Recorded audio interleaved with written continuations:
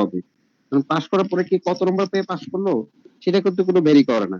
আমাদের যে base number, যে দুইটা সাবজেক্টে দুইটা পেপারে হচ্ছে 70 উপরে পেতে হবে, আর একটা হচ্ছে 65 উপরে পেতে হবে, এবং সর্বমোট 210, এটাই তো 5 নম্বর। তো দেখা যায় কি আহ বিসিবিএস এর কাজটা হচ্ছে এরকম, তারা কোনো না কোনো পেপারে একবার এক কঠিন করে দেয়। কোনোবার দেখা গেছে কি তারা পেপার ওয়ান কঠিন করে, কোনোবার পেপার টু কঠিন করে।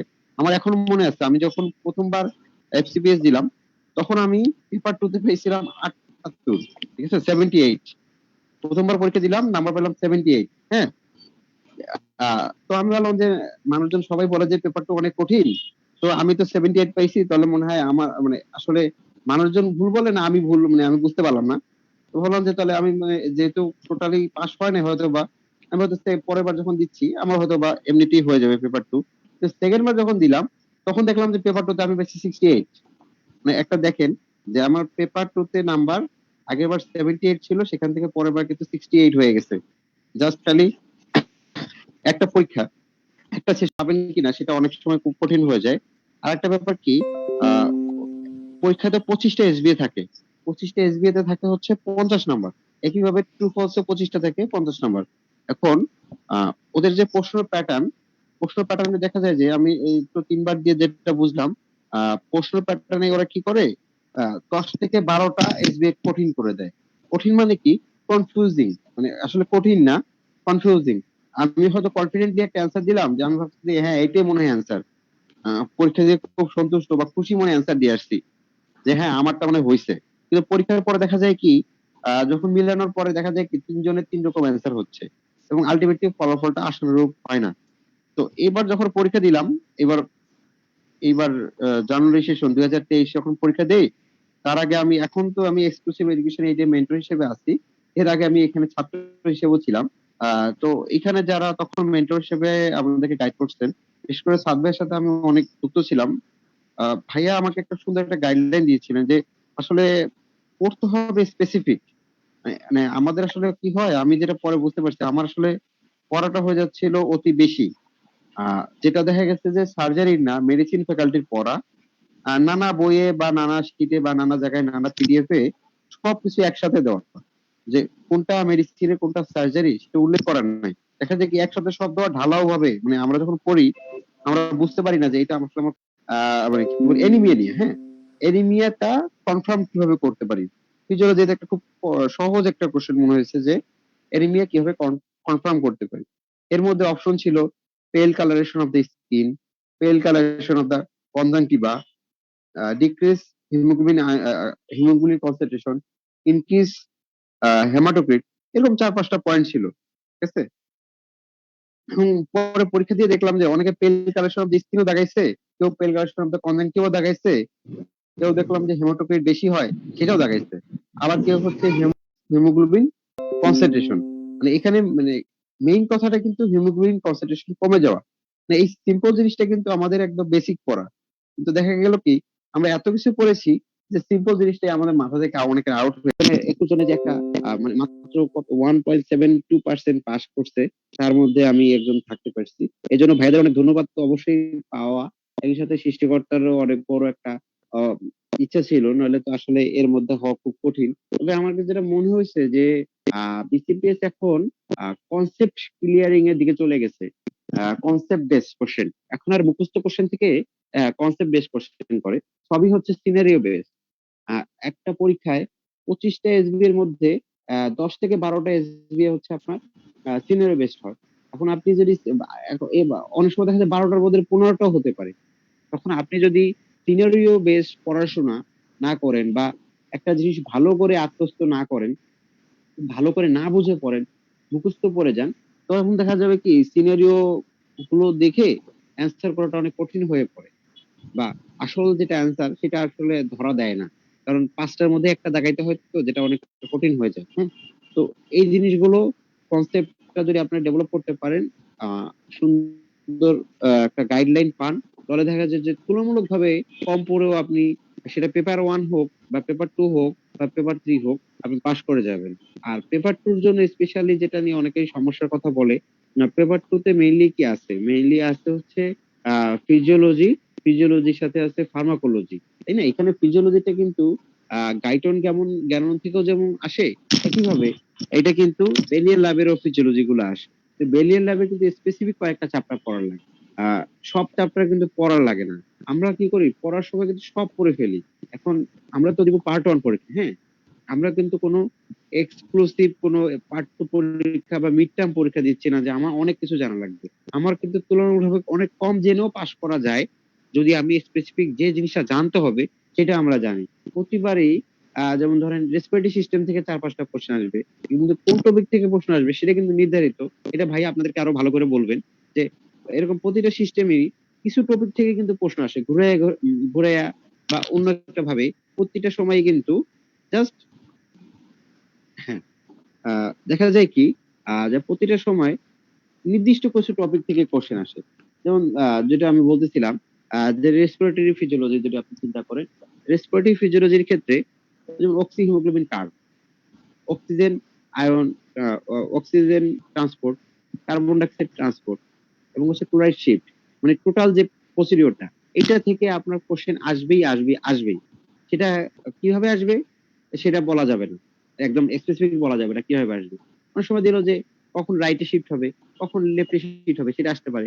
কখনো অ্যাক্লিমেটাইজেশনটা কি, এই যেমন লাস্ট বার পরীক্ষা আসছে অ্যাক্লিমেটাইজেশন নিয়ে প্রশ্ন আসছে, হ্যাঁ, যে অ্যাক্লিমেটাইজেশন হলে অক্সিহিমোগ্লোবিন কার্ভের কি চেঞ্জ হয়, এটা একটা কোশ্চেন আসছে। তারপর আসছে অক্সিহিমোগ্লোবিন কার্ভটা কার টেম্পারেচারের সাথে কি হয়, এরকম মানে এক একবার এক এক রকম ভাবে কোশ্চেন আসতেছে, ঠিক আছে, কিন্তু টপিক কিন্তু সেম। তো ওই একটা টপিক যে ইম্পর্টেন্ট যে 5টা 10টা টপিক আছে সেগুলো যদি আমরা পড়ি আমাদের কিন্তু অনেক কিছু আমরা কভার করতে পারবো, হ্যাঁ। সেটা আমাদের একটু বুঝতে হবে যে আমরা আসলে আহ স্পেসিফিক করতেছি কিনা, ডক্টর যেভাবে করে পলাশ, আমি বিসিবিএস চিন্তা করতেছে, হ্যাঁ, সেভাবে ডক্টর চিন্তা পলাশ করতেছে কিনা। হ্যাঁ, হ্যাঁ ভাইয়া। ডক্টর পলাশ, আমি আপনার কাছে আবার ফিরে আসবো। আমি হুম, আবারও বলে রাখছি, বা যারা আমাদের সাথে নতুন করে যুক্ত হয়েছেন, হুম, আমরা আজকে আলোচনা করব যে surgery FCPS part 1 A pass সংখ্যা কম।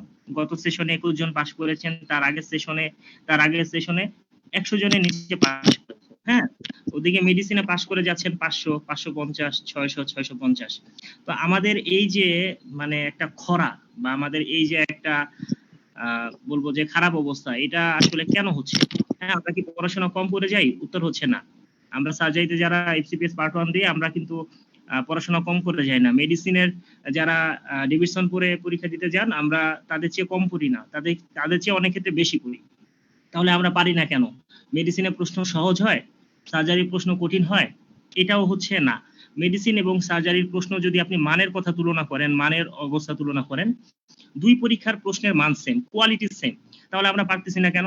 পারতেছি না, এটা কারণ হচ্ছে যে মেডিসিনের যে সিলেবাস, এটা হচ্ছে লিমিটেড বলতে হচ্ছে ডেভিডসন থেকে মেডিসিনে অলমোস্ট প্রচুর প্রশ্ন, হ্যাঁ, নিয়ারলি 90% প্রশ্ন ডেভিডসন থেকে আসে, কমন পড়ে, বা ডেভিডসনটা যে ভালো করে পড়ে যায় এবং আনুষঙ্গিক কিছু পড়াশোনা যদি করে যায়, তাহলে ক্যান্ডিডেট ভালো একটা পরীক্ষা দিতে পারে। কিন্তু সার্জারির ক্ষেত্রে সমস্যা হচ্ছে, সার্জারির ক্ষেত্রে যে আমাদের যেটা mother book Bailey and love, এটা একা যথেষ্ট না। তো এখন বেলি লাভ এত বড় একটা বই, আপনারা অবাক হয়ে যাবেন যে বেলি লাভ কিন্তু পুরোটা পড়া লাগে না এফসিপিএস পার্ট 1 এর জন্য। আমি দায়িত্ব নিয়ে বলতেছি, আপনি বেলি লাভের হচ্ছে টোটাল কন্টেন্টের মাত্র 30%, হ্যাঁ, ধরেন বেলি লাভ হচ্ছে 1400 পেজের একটা বই, 1400 পেজের একটা বই 30% কত হবে? 470 পেজ বা 480 পেজ ধরেন। তো এই 470 থেকে 80 পেজ পড়া, কম্প্যাক্ট পড়া যদি হিসাব করেন, 470 থেকে 80 পেজের একটা পড়া হবে, শুধু এটা পড়লেই এনাফ। কিন্তু আপনি এই 1400 পেজ থেকে ওই 470 পেজের যে পড়ার যে কন্টেন্ট, এটা আলাদা করতে পারবেন না, কারণ এত সময় আপনার নাই, এত অভিজ্ঞতা নাই। তো বেইলি লাভ কিন্তু পুরাটা পড়া লাগে না, তার মাত্র 30% ইনফরমেশন আপনাকে পড়ে যেতে হবে। এখন বেইলি লাভ বা বেইলি লাভ রিলেটেড টপিক থেকে 70 থেকে 80% প্রশ্ন আসে। হ্যাঁ, এখন কিভাবে আসবে সেটা কিন্তু আপনি জানবেন না। বেইলি লাভ থেকে যে হুবহু তুলে দিবেন না, কারণ কোন একটা কনসেপ্ট, বেইলি লাভের কোন একটা কনসেপ্ট, সেটা ফিজিওলজি যদি কনসেপ্ট হয়, তাহলে দেখা গেল যে বিআরএস ফিজিওলজি থেকে একটা কনসেপ্ট দিয়ে দিল, বা ধরেন বেলি ল্যাবের কোথাও মেটাবলিক অ্যাসিডোসিস কথাটা উল্লেখ আছে, সেটা এবিসি যে বায়োকেমিস্ট্রি যে বই, সেখান থেকে মেটাবলিক অ্যাসিডোসিসের একটা সিনারিও তুলে দিল। তাহলে আপনাকে বেলি ল্যাবের পাশাপাশি বেশ কিছু জিনিস পড়তে হবে। যেমন হচ্ছে অ্যানাটমির জন্য হচ্ছে সরি, যেহেতু পেপার 2, ফিজিওলজির জন্য আপনাকে লামলি পড়তে হবে। হুম। আবার ফিজিওলজির জন্য আপনাকে বিআরএস ফিজিওলজিও পড়তে হবে। বায়োস্ট্যাটিস্টিক্স তো আবার বেলি ল্যাবে নাই, তো বায়োস্ট্যাটিস্টিক্স হচ্ছে আপনাকে বাইরে থেকে পড়তে হবে। হ্যাঁ, আচ্ছা। তারপরে হচ্ছে আপনাকে ফার্মাকোলজি কোনো একটা ভালো বই থেকে ফার্মাকোলজি পড়তে হবে। তো এই জিনিসগুলো গোছানো সহজ কথা না। এই জিনিসগুলো যারা গোছাতে পারবে, দক্ষভাবে গোছাতে পারবে, তারা সহজে পাশ করে আসতে পারবে। কিন্তু এত বিশাল একটা সিলেবাস, এটা গোছানো কোনো ছোটখাটো কাজ না, এটা যথেষ্ট কঠিন কাজ।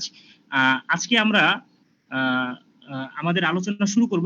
আমরা আলোচনা শুরু করার আগে আমাদের একজন মেন্টর ডক্টর পলাশ গোল্ডার, যিনি গত জানুয়ারি 2023 সেশনে যে 21 জন সার্জারি পার্ট 1 পাস করেছেন, তাদের মধ্যে একজন হচ্ছেন ডক্টর পলাশ। তো ডক্টর পলাশের অভিজ্ঞতার বাকি অংশটা আমরা শুনে আমাদের মূল আলোচনা আমরা শুরু করব। ডক্টর পলাশ। হ্যাঁ, ধন্যবাদ ভাইয়া। আমি যেটা বলতেছিলাম যে আসলে আমাদের পড়াটা মানে আমাদের গোছানো হয় না, এটা হচ্ছে সমস্যা। দেখা যায় কি এক একটা সিস্টেমে আমরা দেখা যায় এত পড়া পড়ে ফেলি, যেটা দরকার নাই সেরকম অনেক কিছু পড়ে ফেলি। পড়াটা যদি আমরা একটু কনসেন্ট্রেট করতে পারি, তাহলে দেখা গেছে যে আমাদের মানে মাথাটায় এই যখন পরীক্ষার সময় সিনারিও বেস প্রশ্নগুলো আসে, তখন আমরা একটু যদি মাথাটা ঠান্ডা রাখতে পারি, তখন দেখা গেছে যে আমাদের কিন্তু অনেক কিছু চিন্তা করতে পারি। তো হয় কি, পরীক্ষার হলে আমরা এত কিছু মাথায় নিয়ে যাই যে যখন সিনারিও আর চিন্তা করার সুযোগ থাকে না। হ্যাঁ, এই একটা সমস্যা। যেমন পেপার 2 তে মেনলি যেটা থাকে যে ফিজিওলজি, ফার্মাকোলজি আর বায়োস্ট্যাট। আমরা কি বায়োস্ট্যাট নিয়ে আমরা দেখা যায় কি অনেক কিছু পড়ে যাই। এটা যে 50 পৃষ্ঠা 100 পৃষ্ঠা খালি বায়োস্ট্যাটই পড়ে যায়। তো বায়োস্ট্যাট থেকে কিন্তু প্রশ্ন আসে একটা বা দুইটা বা তিনটা। তো এত কিছু কিন্তু পড়ার দরকার নাই। আমরা কয়েকটা টপিক থেকে 4টা 5টা টপিক থেকে প্রশ্ন করলেই কিন্তু বায়োস্ট্যাট কভার হয়ে যাওয়ার কথা। হুম। কারণ ওইগুলোই ঘুরে ফিরে আসবে একইভাবে।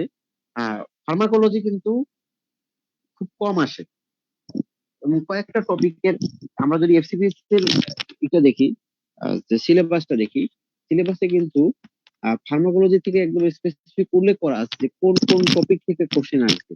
ঠিক আছে, ওই টপিকের বাইরে আমাদের কিন্তু কিছুই পড়ার দরকার নেই। কোশ্চেন আসলে ওই টপিক গুলো থেকেই আসবে।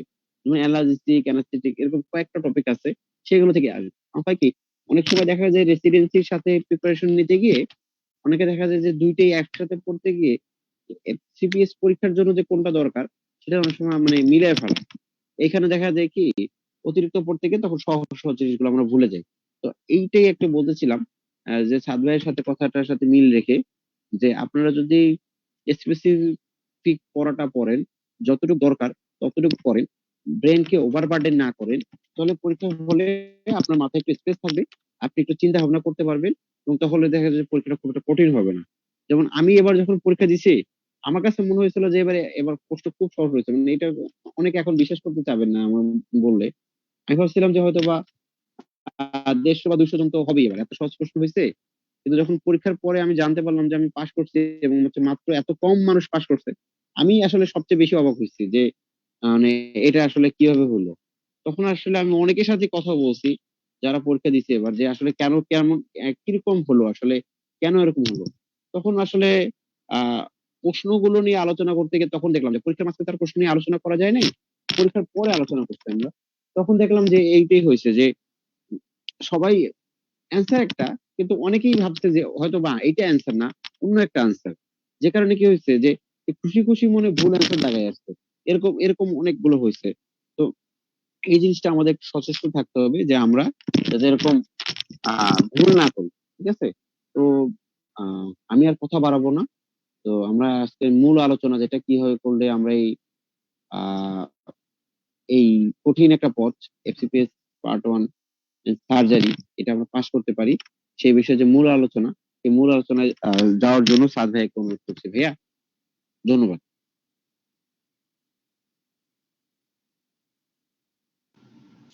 পলাশ, আমার স্ক্রিনটা কি দেখা যাচ্ছে? পলাশ। হ্যাঁ, আপনার স্ক্রিন হ্যাঁ, স্ক্রিন এখন দেখা যাচ্ছে। হ্যাঁ আমার কথা স্পষ্ট শোনা যাচ্ছে? হ্যাঁ, ঠিক আছে, কথা শোনা যাচ্ছে। আচ্ছা ঠিক আছে, তো এখন পেপার 2 পাস করার জন্য বেইলি ল্যাবের 3টা চ্যাপ্টার আমাদের খুব ভালোভাবে পড়তে হবে। 1 নাম্বার চ্যাপ্টার হচ্ছে metabolic responses to injury. Chapter 2 এটা হচ্ছে শক অ্যান্ড ব্লাড ট্রান্সফিউশন। আর চ্যাপ্টার 3 হচ্ছে নিউট্রিশন অ্যান্ড ফ্লুইড থেরাপি। তো আমরা তো জানি যে এফসিপিএস সার্জারি পরীক্ষার পেপার 2 তে হচ্ছে আপনার 100 নম্বরের প্রশ্ন হয়, তাই না? তো আপনি যদি এই 3টা চ্যাপ্টার খুব ভালোভাবে পড়ে যান, আমি আপনাকে নিশ্চিত করতেছি এই 3টা চ্যাপ্টার যদি আপনি ভালোভাবে পড়ে যান, আপনি 35 থেকে 40 নম্বরের প্রশ্ন আপনি নির্ভুলভাবে অ্যান্সার করে দিয়ে আসতে পারবেন। কি বিশ্বাস হচ্ছে না হয়তো, কিন্তু এটাই বাস্তব। আপনি পুরো বেইলি ল্যাবের এই 3টা চ্যাপ্টার 1, চ্যাপ্টার 2 আর হচ্ছে চ্যাপ্টার 19, হ্যাঁ যদি ভুল করে না থাকি, নিউট্রিশন অ্যান্ড ফ্লুইড থেরাপি হচ্ছে চ্যাপ্টার 19। এই 3টা চ্যাপ্টার যদি আপনি ভালোভাবে পড়ে যান, তাহলে 100 মার্কসের মধ্যে আপনি 35 থেকে 40 আপনি পাবেন। এবং কোন কোন জায়গা থেকে প্রশ্ন আসে সেটা আজকে আমরা দেখিয়ে দিব। আচ্ছা, আরেকটা জিনিস আপনারা হয়তো মনে করেন যে বায়োকেমিস্ট্রির জন্য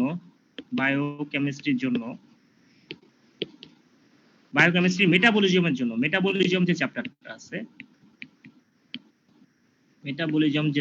আছে আপনারা হয়তো মনে করেন এটার জন্য এবিসি বায়োকেমিস্ট্রি পড়তে হবে। আচ্ছা, এখানে ব্যাপারটা হচ্ছে আপনি যদি এই 3টা চ্যাপ্টার পড়েন, metabolic response to injury, shock and blood transfusion, nutrition and fluid therapy, এই 3টা চ্যাপ্টার পড়লে আপনি আপনার বায়োকেমিস্ট্রি বাইরে কোথাও কিছু পড়তে হবে না। আপনাকে বাইরের কোথাও কিছু পড়তে হবে না। এই 3টা চ্যাপ্টারে বায়োকেমিস্ট্রি যা আছে তাই আসবে পরীক্ষায়। এফসিপিএস সার্জারি পেপার 2 পরীক্ষায় এই 3টা চ্যাপ্টার থেকে বায়োকেমিস্ট্রি আসবে, আপনাকে বাইরের কোনো শীট পড়তে হবে না। তাহলে আমি যে একটু আগে বললাম যে এবিসি বায়োকেমিস্ট্রি পড়তে হবে, কি কি জিনিস পড়তে হবে? Metabolic acidosis, metabolic alkalosis, respiratory acidosis, respiratory alkalosis এবং হচ্ছে অ্যানায়ন গ্যাপ।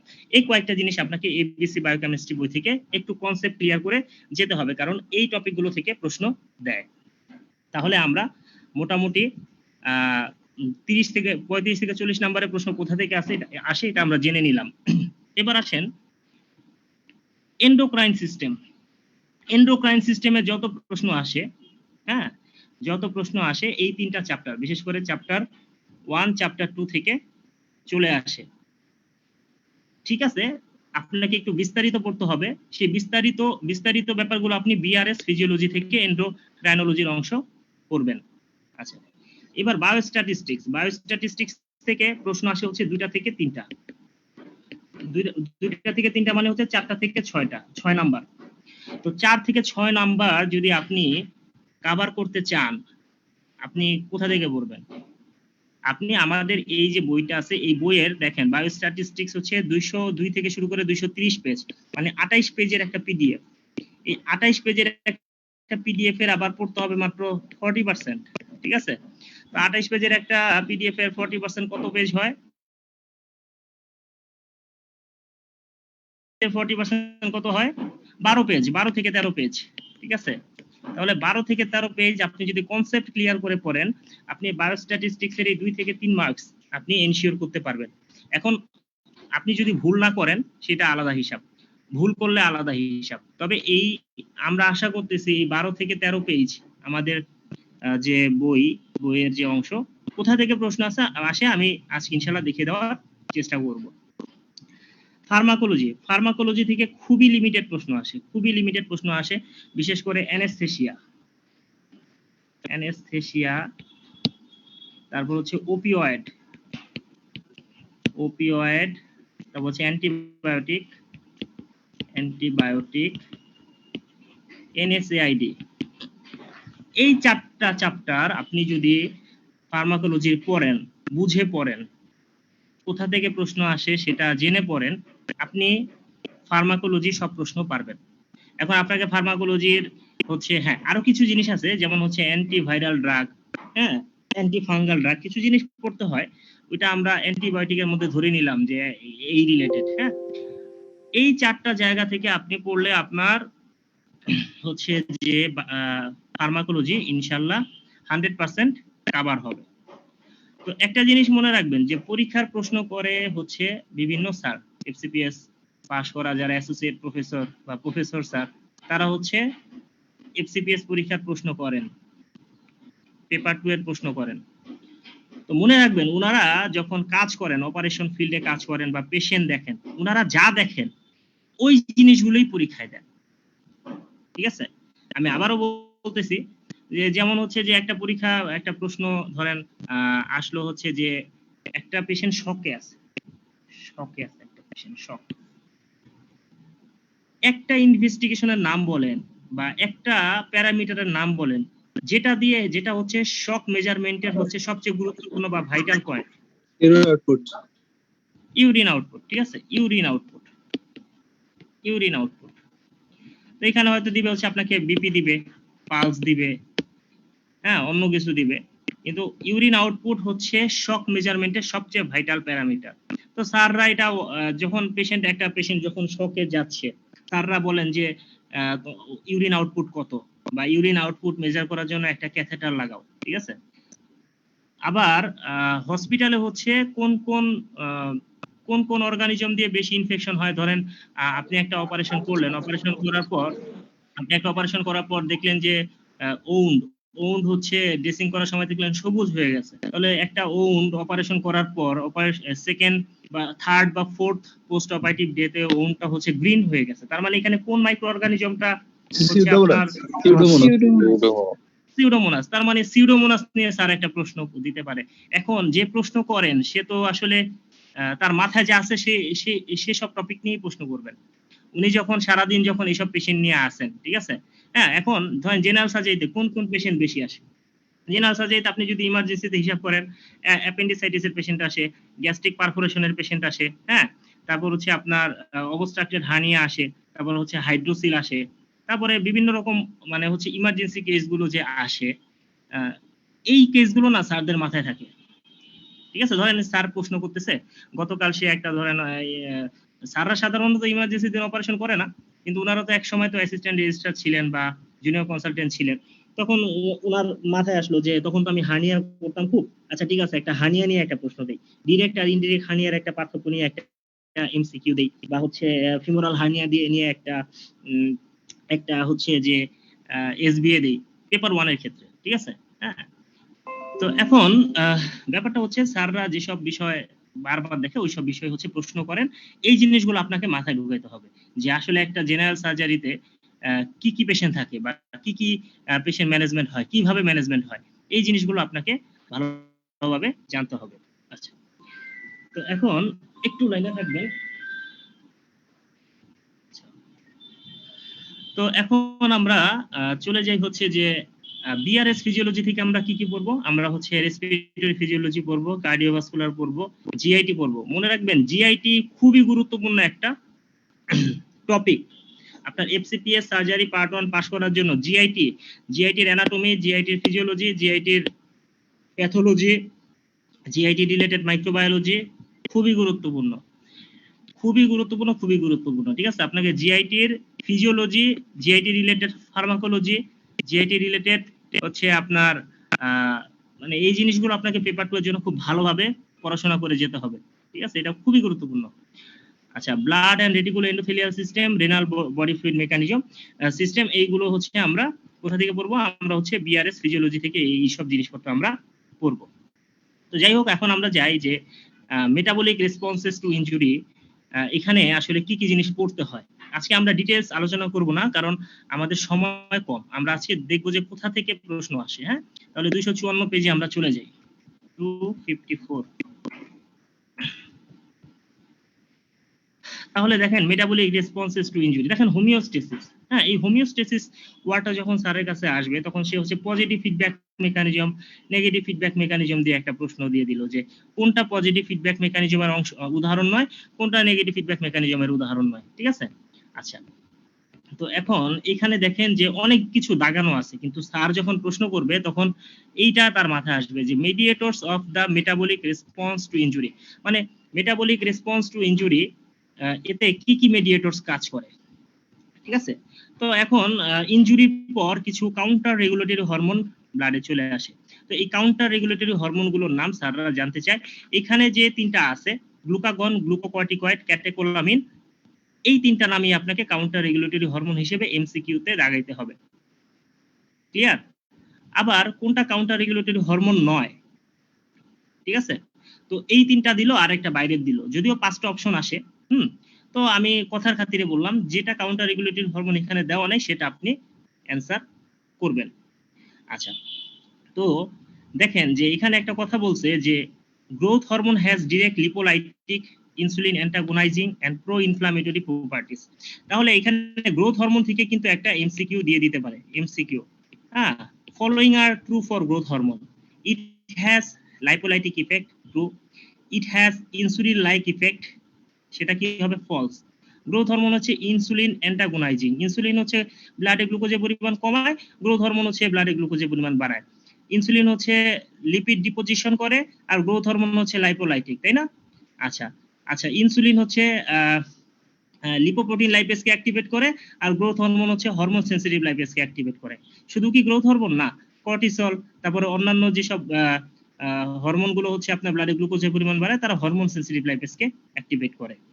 এবং হচ্ছে গ্রোথ হরমোনের একটা প্রো ইনফ্লামেটরি প্রপার্টিজ আছে। তাহলে আপনার গ্রোথ হরমোন থেকে এখানে একটা এমসিকিউ দিয়ে দিতে পারে, স্যাররা চাইলে দিতে পারে। আচ্ছা, তারপর দেখেন সামারি বক্স 1.2, এটা অতটা গুরুত্বপূর্ণ না, এটা আপনাকে রিডিং দিয়ে যেতে হবে। যে neuro endocrine response to injury বা ক্রিটিক্যাল ইলনেস, এটা আপনাকে রিডিং দিয়ে যেতে হবে। আচ্ছা, এখন ধরেন কোন একটা ইনজুরি হলো, কোন একটা ইনজুরি হওয়ার পর আপনার ব্লাডে কিছু প্রো ইনফ্লামেটরি সাইটোকাইন বাড়বে। প্রো ইনফ্লামেটরি সাইটোকাইন কোনগুলো? ইন্টারলিউকিন 1, ইন্টারলিউকিন 6, ইন্টারলিউকিন 8, ঠিক আছে? এগুলো প্রথম 24 ঘন্টার মধ্যে বাড়বে। এখন এর মধ্যে আপনার ফিভার করে কে? ইন্টারলিউকিন 1, 6 আর ইন্টারলিউকিন 8 এর মধ্যে বলেন তো আমাকে। ইন্টারলিউকিন 1। আচ্ছা, অ্যাকিউট ইন্টারলিউকিন 1, 6, হ্যাঁ, দুইটাই ফিভার করে। আমাকে বলেন তো যে লিভারে অ্যাকিউট ফেজ প্রোটিন বাড়ায় কোনটা এর মধ্যে? ইন্টারলিউকিন 6। তাহলে আপনি যখন ইন্টারলিউকিন 1 পড়বেন, ইন্টারলিউকিন 6 পড়বেন, আপনার মাথায় ওই দুইটা ইনফরমেশন আনতে হবে যে ইন্টারলিউকিন 1 হচ্ছে ফিভার করে, ইন্টারলিউকিন 6 হচ্ছে অ্যাকিউট ফেজ প্রোটিন বাড়ায়। অ্যাকিউট ফেজ প্রোটিন কি কি আছে বলেন তো? কিছু পজিটিভ অ্যাকিউট ফেজ প্রোটিন আছে, কিছু নেগেটিভ অ্যাকিউট ফেজ প্রোটিন আছে। এটা হচ্ছে অ্যালবুমিন নেগেটিভ আর হচ্ছে পজিটিভের মধ্যে হচ্ছে সিআরপি আর হচ্ছে ফিব্রিনোজেন। সিআরপি, সিরাম অ্যামাইলয়েড, কি বলেন তো পুরোটার নাম বলেন, কি কি আছে? ফিব্রিনোজেন ছিল তো সিআরপির সাথে, সিআরপি ছিল, ফিব্রিনোজেন ছিল, ফিব্রিনোজেন, নেগেটিভে ছিল অ্যালবুমিন। সিআরপি, ফিব্রিনোজেন, তারপর হচ্ছে ফেরিটিন, তাই না? ফেরিটিন, তারপরে হচ্ছে সেরুলোপ্লাজমিন, প্লাজমিন, আর সেরাম অ্যামাইলয়েড এ, তাই না? বা আলফা। এই জিনিসগুলো ছিল হচ্ছে আপনার পজিটিভ অ্যাকিউট ফেজ প্রোটিন। আর নেগেটিভ অ্যাকিউট ফেজ প্রোটিন হচ্ছে দুইটা, একটা হচ্ছে অ্যালবুমিন আরেকটা হচ্ছে ট্রান্সফেরিন, তাই না? ট্রান্সফেরিন। তাহলে দেখেন আমরা কিন্তু এই কয়েকটা লাইন দাগাই দিছি, কিন্তু এখানে কিন্তু অনেক পড়া লুকায়িত আছে। আপনাকে পড়ার সাথে সাথে আপনাকে ব্রেইন স্টর্মিং করতে হবে, এই জিনিসগুলো এইভাবে আসতে পারে, তাই না? আচ্ছা, এখন প্রো ইনফ্লামেটরি মেডিয়েটর কি কি আছে? নাইট্রিক অক্সাইড, তারপর হচ্ছে আপনার হ্যাঁ, নাইট্রিক অক্সাইড আছে। আচ্ছা, এখন এই ছবিটা থেকে প্রশ্ন আসে, ধরেন কোন একটা ইনজুরি হলো, ইনজুরি হলে হাইপোথ্যালামাস থেকে আপনার হচ্ছে কর্টিকোট্রপিন রিলিজিং হরমোন রিলিজ হলো। এই কর্টিকোট্রপিন রিলিজিং হরমোন হচ্ছে পিটুইটারি থেকে অ্যাড্রেনোকর্টিকোট্রপিক হরমোন রিলিজ করবে, আবার পিটুইটারি থেকে গ্রোথ হরমোনও রিলিজ হয়। এখন অ্যাড্রেনোকর্টিকোট্রপিক হরমোন আর গ্রোথ হরমোন, দুইটা হরমোন, এরা হচ্ছে কি? এরা ব্লাডে গ্লুকোজের পরিমাণ বাড়ায়। এরা হচ্ছে দুইজনেই হচ্ছে হরমোন সেনসিটিভ লাইপেজকে অ্যাক্টিভেট করে, এবং এরা দুইজন কি করে? এরা হচ্ছে লাইপোলাইসিস করে, তাই না? তো এই জিনিসগুলো আপনাকে মাথায় নিয়ে আসতে হবে। অ্যাড্রেনোকর্টিকোট্রপিক হরমোন হচ্ছে সে কি করে? সে কর্টিসল রিলিজ করতে সাহায্য করে। কর্টিসল হচ্ছে এই সব কাজ করে, ঠিক আছে? আমি যে কাজগুলোর কথা বললাম। আচ্ছা, এখন এই অ্যাড্রেনোকর্টিকোট্রপিক হরমোন সে তো হচ্ছে অ্যাড্রেনাল গ্ল্যান্ডকে অ্যাক্টিভেট করবে। অ্যাড্রেনাল গ্ল্যান্ডকে যদি অ্যাক্টিভেট করে, অ্যাড্রেনাল গ্ল্যান্ডের যে মেডুলা থেকে অ্যাড্রেনালিন রিলিজ হবে, আর কর্টেক্স থেকে রিলিজ হবে কর্টিসল, তাই না? আচ্ছা, এখন অ্যাড্রেনালিন আর হচ্ছে কর্টিসল মানে হচ্ছে গ্লুকোকর্টিকয়েড, এগুলো হচ্ছে কাউন্টার রেগুলেটরি হরমোন, তাই না? আচ্ছা, এখন এগুলো হচ্ছে কি করে? এই যে ধরেন অ্যাড্রেনালিন রিলিজ হলো, অ্যাড্রেনালিন কি করবে জানেন? অ্যাড্রেনালিন হচ্ছে আপনার অ্যান্টি ডায়াবেটিক হরমোন রিলিজ করতে সাহায্য করবে। তো অ্যান্টি ডায়াবেটিক হরমোন যদি রিলিজ করতে সাহায্য করে, এডিএইচ কি করে? এডিএইচ হচ্ছে ওয়াটার রিঅ্যাবজর্পশন করবে, তাই না? তার মানে হচ্ছে ইউরিন আউটপুট কমাই দেবে হচ্ছে এডিএইচ। আর কর্টিসল কি কি কাজ করে? কর্টিসল হচ্ছে ব্লাডে গ্লুকোজের পরিমাণ বাড়ায়। ব্লাডে গ্লুকোজের পরিমাণ কিভাবে বাড়াবে? সে হচ্ছে গ্লুকোনিওজেনেসিস করে, হেপাটিক গ্লুকোনিওজেনেসিস করে সে হচ্ছে গ্লুকোজের পরিমাণ বাড়াবে। এখন কর্টিসলের আরো কিছু কাজ আছে। কর্টিসল খুবই গুরুত্বপূর্ণ একটা হরমোন ফর ইওর এক্সাম, ঠিক আছে? এফসিপিএস পার্ট 1 এর জন্য কর্টিসল খুবই গুরুত্বপূর্ণ একটা হরমোন। কর্টিসল হচ্ছে কি করে? প্রোটিন ব্রেকডাউন করে। কোন প্রোটিন ব্রেকডাউন করে? এক্সট্রা হেপাটিক প্রোটিন ব্রেকডাউন করে। কিন্তু হেপাটিক প্রোটিন আবার সিনথেসিস করে, তাই না? কর্টিসল কি করে? কর্টিসল হচ্ছে লাইপোলাইসিস করে, তাই না? কর্টিসল লাইপোলাইসিস করে। তো এইসব জিনিসগুলো হচ্ছে আপনাকে পড়তে হবে। তারপরে হচ্ছে কর্টিসল কি করে? স্কেলিটাল মাসেলের প্রোটিন ডিগ্রেডেশনে সাহায্য করে। কিভাবে করে আমরা একটু পরে আবার দেখব। এখন এই অ্যাড্রেনালিন আবার কি করে জানেন? অ্যাড্রেনালিন হচ্ছে প্যানক্রিয়াস কি স্টিমুলেট করে। প্যানক্রিয়াস কি রিলিজ করে? গ্লুকাগন রিলিজ করে। গ্লুকাগন কি করে? গ্লুকাগন হচ্ছে ব্লাডে গ্লুকোজের পরিমাণ বাড়ায়। গ্লুকাগন হচ্ছে হরমোন সেনসিটিভ লাইপেজকে অ্যাক্টিভেট করে, ব্লাডে গ্লুকোজের পরিমাণ বাড়ায়।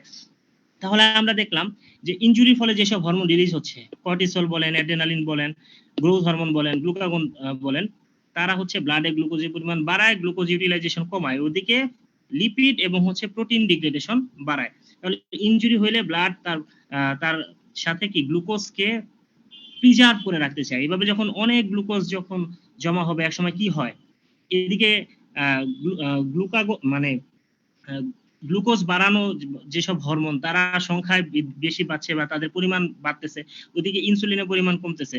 এক সময় দেখা যাবে যে এই পেশেন্ট হচ্ছে ইনসুলিন রেজিস্ট্যান্ট হয়ে যাবে, ঠিক আছে? এত গ্লুকোজ বাড়ছে এবং ইনসুলিনের রিলিজ যেহেতু কমে গেছে, ইনসুলিন রেজিস্ট্যান্স হয়ে যায়, পেশেন্ট ডেভেলপ করে। তো দেখেন এখন হচ্ছে যে আমরা আবার দেখলাম যে যে কোনো ইনজুরিতে কি হয়? ইনজুরিতে হচ্ছে আপনার ইন্টারলিউকিন, প্রো ইনফ্লামেটরি সাইটোকাইন যেমন ইন্টারলিউকিন 1, ইন্টারলিউকিন 6, ইন্টারলিউকিন 8, টিএনএফ এগুলো রিলিজ হয়। তো এখন এই ইন্টারলিউকিন 6 হচ্ছে আবার অ্যাকিউট ফেজ প্রোটিনের পরিমাণ বাড়ায়, তাই না? এইটাও আমরা একটু আগে আলোচনা করছি। আবার প্রো ইনফ্লামেটরি সাইটোকাইন যেগুলো আছে, interleukin 1 tumour necrosis factor, interleukin 6, interleukin 8 এরা হচ্ছে পাইরেক্সিয়া করে। আবার এই পেশেন্টের হচ্ছে ইনসুলিনের পরিমাণ কমবে, IGF-1 এর পরিমাণ কমবে, টেস্টোস্টেরন কমবে, T3 কমবে। তাহলে একজন পেশেন্ট যার হচ্ছে সার্জিক্যাল ইনজুরি হয়েছে তার কোন কোন হরমোন বাড়ে এবং কোন কোন হরমোন কমে? এখান থেকে একটা প্রশ্ন দিয়ে দিল যে একটা পেশেন্ট হচ্ছে সার্জিক্যাল ইনজুরি হয়েছে, প্রথম 24 ঘন্টায় কোন কোন হরমোন কমবে? কমবে কি? ইনসুলিন কমবে, টেস্টোস্টেরন কমবে, T3 কমবে। কারা কারা বাড়বে? এইসব প্রো ইনফ্লামেটরি সাইটোকাইন বাড়বে, glucagon, cortisol, adrenaline, ACTH, growth hormone তারা বাড়বে। তাহলে এই ছবিটা থেকে কিন্তু আপনাকে কয়েকভাবে প্রশ্ন দিতে পারে। এই ছবিটা very very very very important আপনার পরীক্ষার জন্য। এখান থেকে দুইটা প্রশ্ন বিভিন্নভাবে দিয়ে দিতে পারে, ঠিক আছে? আচ্ছা, তো এখন দেখেন যে প্রো ইনফ্লামেটরি সাইটোকাইন বাড়ে, প্রো ইনফ্লামেটরি সাইটোকাইনের সাথে সাথে কিছু হচ্ছে আপনার সাইটোকাইন অ্যান্টাগনিস্ট রিলিজ হয়। এই সাইটোকাইন অ্যান্টাগনিস্ট গুলো কি কি আছে? Interleukin 1 receptor antagonist, TNF soluble receptor antagonist, হ্যাঁ, এইসব। আচ্ছা, আবার কিছু কাউন্টার ইনফ্লামেটরি রেসপন্স তৈরি হয়, সেক্ষেত্রে ইন্টারলিউকিন 4, 5, 9 এরা হচ্ছে প্রো ইনফ্লামেটরি ছিল হচ্ছে ইন্টারলিউকিন 1, 6, 8, আর কাউন্টার ইনফ্লামেটরি সাইটোকাইন হচ্ছে ইন্টারলিউকিন 4, ইন্টারলিউকিন 5, ইন্টারলিউকিন 9 এবং হচ্ছে ট্রান্সফর্মিং গ্রোথ ফ্যাক্টর বিটা। তাহলে আপনাকে একটা এমসিকিউ এখান থেকে দিয়ে দিতে পারে যে কাউন্টার ইনফ্লামেটরি সাইটোকাইনস কি কি আছে বা কাউন্টার ইনফ্লামেটরি সাইটোকাইন কোনটা নয়। এখান থেকে একটা এমসিকিউ স্যাররা বা এখান থেকে একটা এসবিএস স্যাররা দিয়ে দিতে পারে, এইভাবে দিয়ে দিতে পারে, ঠিক আছে? আচ্ছা, এখন স্যারদের খুব পছন্দের একটা প্রশ্ন হচ্ছে এফ ফেজ আর হচ্ছে ফ্লো ফেজ। এই জায়গা থেকে প্রশ্ন আসেই আসে, বিভিন্নভাবে আসে। এখন এফ ফেজ কখন হয়? এফ ফেজ শুরু হয় হচ্ছে আপনার ইনজুরির পর থেকে। ইনজুরির পর থেকে শুরু হয়ে 24 থেকে 48 ঘন্টা হচ্ছে এফ ফেজ থাকে। এখন এই এফ ফেজে কি কি ঘটনা ঘটে? এফ ফেজে হচ্ছে পেশেন্টের হাইপোভলিমিয়া থাকে, ডিক্রিজ বেজাল মেটাবলিক রেট থাকে, কার্ডিয়াক আউটপুট কম থাকে, হাইপোথার্মিয়া থাকে, ল্যাকটিক অ্যাসিডোসিস থাকে। তাহলে এখান থেকে একটা এমসিকিউ দিয়ে দেয় স্যাররা যে এফ ফেজে কোন কোন ফিচার থাকে বা এফ ফেজে কোন ফিচার থাকে না, একটা এসবিও দিয়ে দিতে পারে। ধরেন একটা এসবিএ দিল হচ্ছে হাইপারভলিমিয়া, ডিক্রিজ বেজাল metabolic rate, reduce cardiac output, hypothermia, lactic acidosis. তাহলে প্রথম অপশনটা হচ্ছে ভুল, হাইপারভলিমিয়া হবে না, হাইপোভলিমিয়া হবে। এইভাবে এখান থেকে একটা এসবিএ কিন্তু আপনাকে দিয়ে দিতে পারে, তাই না?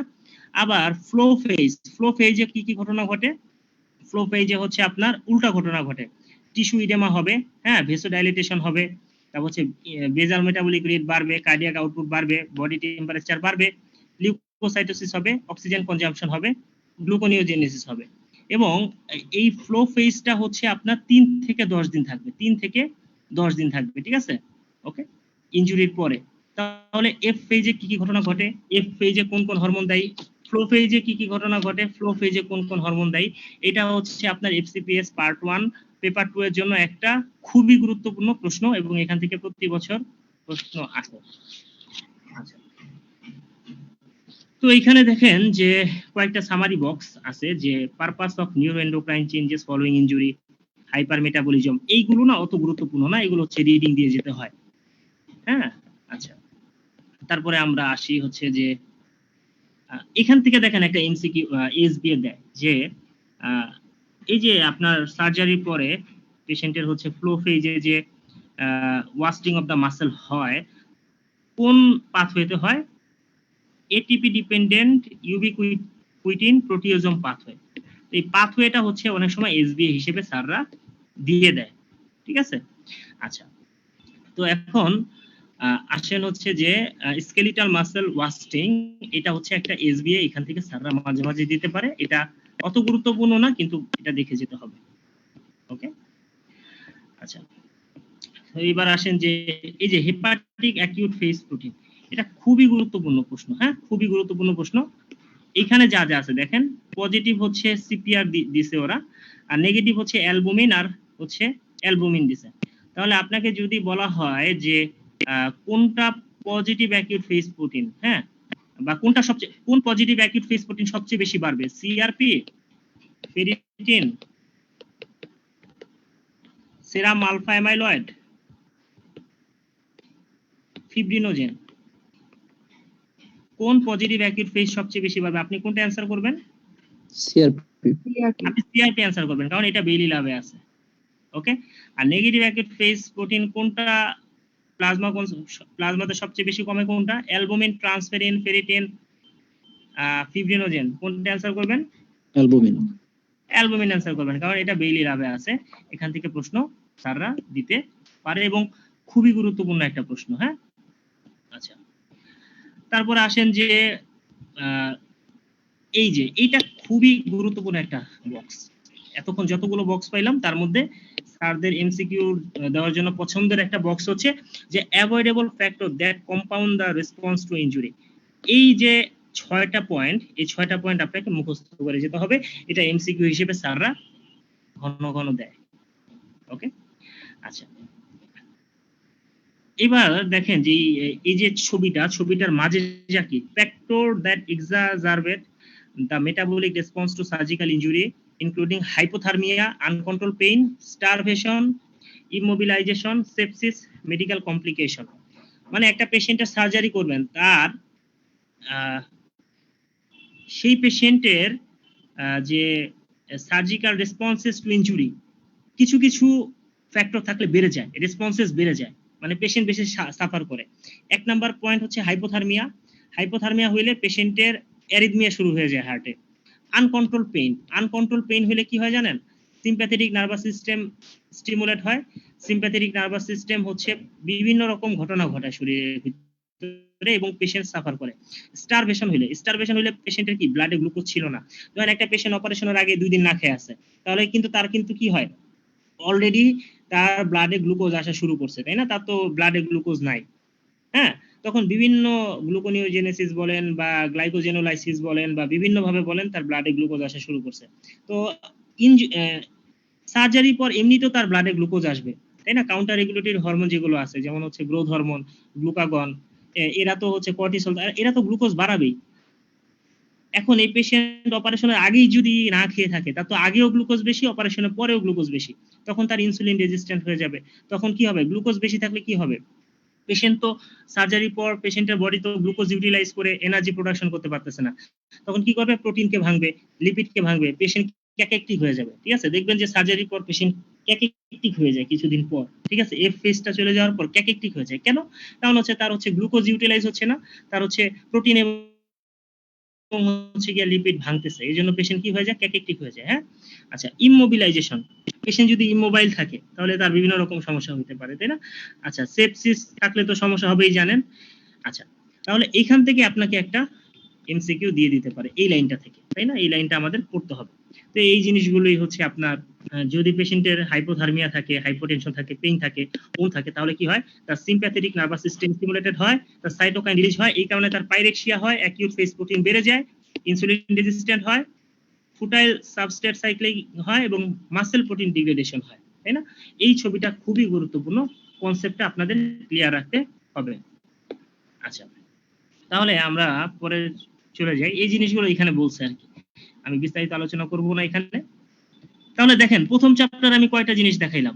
হ্যাঁ, আপনার কিন্তু যে কয়টা কনসেপ্ট বললাম, এই কয়টা কনসেপ্টের বাইরে প্রশ্ন আসার সম্ভাবনা কম, কিন্তু এই কনসেপ্টগুলো যখন আপনি 100% আপনি মাথায় নিতে পারবেন, তখন আপনি যে কয়টা টপিক বললাম এর বাইরে প্রশ্ন আসার সম্ভাবনা নাই বললেই চলে। তাহলে 3টা চ্যাপ্টার পড়লে আমরা বললাম যে 35 থেকে 40 নম্বরের প্রশ্ন আপনি উত্তর করতে পারবেন, তার একটা চ্যাপ্টার কিন্তু চলে গেল। কত ঘন্টার পড়াশোনা? 2 ঘন্টার পড়াশোনা। যদি বুঝে পড়েন 2 ঘন্টার পড়াশোনা, আর যখন রিভিশন দিবেন আধা ঘন্টা রিভিশন, তাই না? তাহলে পড়া কিন্তু সহজ। আপনাদের কারো কথা শুনবো, কারো কোনো সমস্যা ফেস করতেছেন কিনা বা কোনো প্রশ্ন আছে কিনা?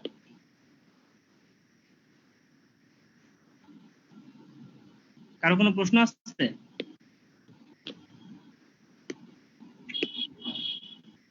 ভাইয়া হচ্ছে বলেন বলেন বলেন। মানে ভাইয়া বলছিলাম যে হচ্ছে ফিজিওলজি থেকে মানে পিওর ফিজিওলজি নিয়ে যদি একটু কথা বলতেন এটার পাশাপাশি। হ্যাঁ, পিওর ফিজিওলজি নিয়ে আমি কথা বলবো, তো আমরা তো 2টা সেশন নিব, তাই না? তো আজকে যদি আপনাদের আমি 35 থেকে 40 নাম্বারের প্রশ্ন দেখাই দিই, লস আছে? একটা আলোচনায় যদি আপনি 35 থেকে 40 নাম্বার প্রশ্ন কমন পান, বা জানেন যে এখান থেকে 35 থেকে 40 নাম্বারের প্রশ্ন আসবে, তাহলে আপনি আগায় গেলেন না? আগায় গেলেন। জি জি। ফিজিওলজি নিয়ে আমি আলোচনা করব। হ্যাঁ, ঠিক আছে, ওকে। তাহলে আমরা আজকে পরের চ্যাপ্টারে চলে যাই। পরের চ্যাপ্টারটা হচ্ছে আমাদের শক। ভাইয়া একটা কোশ্চেন ছিল। জি, বলেন বলেন বলেন। আমি তো একেবারে নতুন, মানে আমি এখনো ইন্টার্ন, সামনের বার হয়তো ট্রাই করবো, এবার না হলেও জানুয়ারিতে। তো আমার কোশ্চেন হচ্ছে, এই যে আপনি যেমন পড়াচ্ছেন এখন, দেখলাম বেরিলাবের আগের এডিশনটা, নতুন এডিশন কি আমরা ফলো করবো সেক্ষেত্রে, নাকি আগের এডিশন? আমি না না, কিছুটা অবশ্যই নতুন এডিশন ফলো করবেন। আমার কাছে নতুন এডিশনটা নাই, তো মানে পিডিএফটা নাই, এই আচ্ছা জন্য আমি আগের এডিশনটা দেখাই দিচ্ছি। এই জিনিস একই আছে, হ্যাঁ, এইসব জিনিসই আর কি, নতুন এডিশন থেকেই করবেন। আচ্ছা, থ্যাংক ইউ। আচ্ছা, আসেন, শক হচ্ছে খুবই গুরুত্বপূর্ণ। হ্যাঁ, শকে দেখেন এখানে বেশ কিছু ঘটনা আছে যে একটা পেশেন্ট যখন শকে থাকে তার অ্যানারোবিক রেসপিরেশন শুরু হয়ে যায়। অ্যানারোবিক রেসপিরেশন হইলে তার বডিতে ল্যাকটিক অ্যাসিড জমতে থাকে, তখন কি হয়, মেটাবলিক অ্যাসিডোসিস হয়, তাই না? তাহলে মেটাবলিক অ্যাসিডোসিস হচ্ছে খুবই গুরুত্বপূর্ণ একটা টপিক, এখান থেকে স্যাররা প্রশ্ন করে। এবং এই প্রশ্নগুলো আপনাকে পড়তে হলে এবিসি বায়োকেমিস্ট্রি নামক বইটা পড়তে হবে, তাই না? তাহলে মেটাবলিক অ্যাসিডোসিস সম্পর্কে আপনাকে ভালো একটা ধারণা নিয়ে যেতে হবে। আচ্ছা, এখন একটা পেশেন্ট যখন শকে থাকে তখন তার সোডিয়াম পটাশিয়াম পাম্পগুলো কি হয়ে যায়, ড্যামেজ হয়ে যায়। তখন ইন্ট্রাসেলুলার যে লাইসোজোম গুলো আছে তারা হচ্ছে ডিগ্রেডেটিভ এনজাইম রিলিজ করে, সেল লাইসিস হয়, সেল ড্যামেজ হয়ে যায়, তাই না? আচ্ছা, এখন সেলের ভিতরে হচ্ছে যে পটাশিয়াম থাকে, পটাশিয়াম গুলো বাইরে বের হয়ে যায়, তখন কি হয়ে যায়, আপনার হাইপারক্যালেমিয়া হয়ে যায়। তাহলে আমরা একটা জিনিস পড়লাম, মেটাবলিক অ্যাসিডোসিসে হাইপারক্যালেমিয়া হয়। কেন হাইপারক্যালেমিয়া হয়? কারণ সেলের ভিতরে যে পটাশিয়াম গুলো আছে ওগুলো ড্যামেজ হয়ে, সেল ড্যামেজ হয়ে পটাশিয়াম গুলো বাইরে চলে আসে, এজন্য হাইপারক্যালেমিয়া হয়। তাহলে মেটাবলিক অ্যাসিডোসিসে হাইপারক্যালেমিয়া হয়, এটা খুবই গুরুত্বপূর্ণ একটা প্রশ্ন। এবং হাইপারক্যালেমিয়া জিনিসটাই একটা গুরুত্বপূর্ণ প্রশ্ন, হাইপারক্যালেমিয়া। এফসিপিএস পার্ট 1 সার্জারির জন্য হাইপারক্যালেমিয়া কারণ কি? ধরেন একটা পেশেন্ট, ধরেন আপনাকে এইভাবে একটা সিনারিও দিল যে একটা পেশেন্ট হচ্ছে যে ভূমিকম্পে আহত হয়েছে, তার বডির উপর হচ্ছে যে ভারী ইট পড়েছিল, অনেকক্ষণ ধরে পড়েছিল।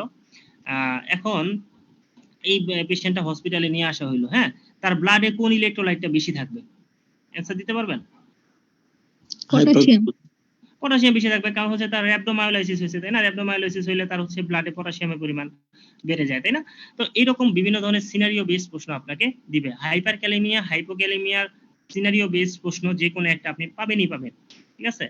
আর হচ্ছে হাইপারক্যালেমিয়া, হাইপোক্যালেমিয়ার হচ্ছে ইসিজি চেঞ্জ হচ্ছে এমসিকিউ তে স্যারদের খুব পছন্দের প্রশ্ন। হ্যাঁ, এটা হচ্ছে সার্জারির স্যারদের খুব পছন্দের প্রশ্ন হচ্ছে পটাশিয়াম ব্যালেন্সটা খুব পছন্দের প্রশ্ন। কারণ হচ্ছে সার্জারির পরে কি হয়, সার্জারির পরে কি পেশেন্ট স্ট্রেসে থাকে না, স্ট্রেস হরমোন রিলিজ হয়। স্ট্রেস হরমোন কি কি আছে, যেমন হচ্ছে কর্টিসল রিলিজ হয়, তারপরে অ্যালডোস্টেরন রিলিজ হয়। এইসব হরমোন কি করে, এইসব হরমোন তো পটাশিয়াম ব্লাড থেকে লস করে দেয় না বডি থেকে।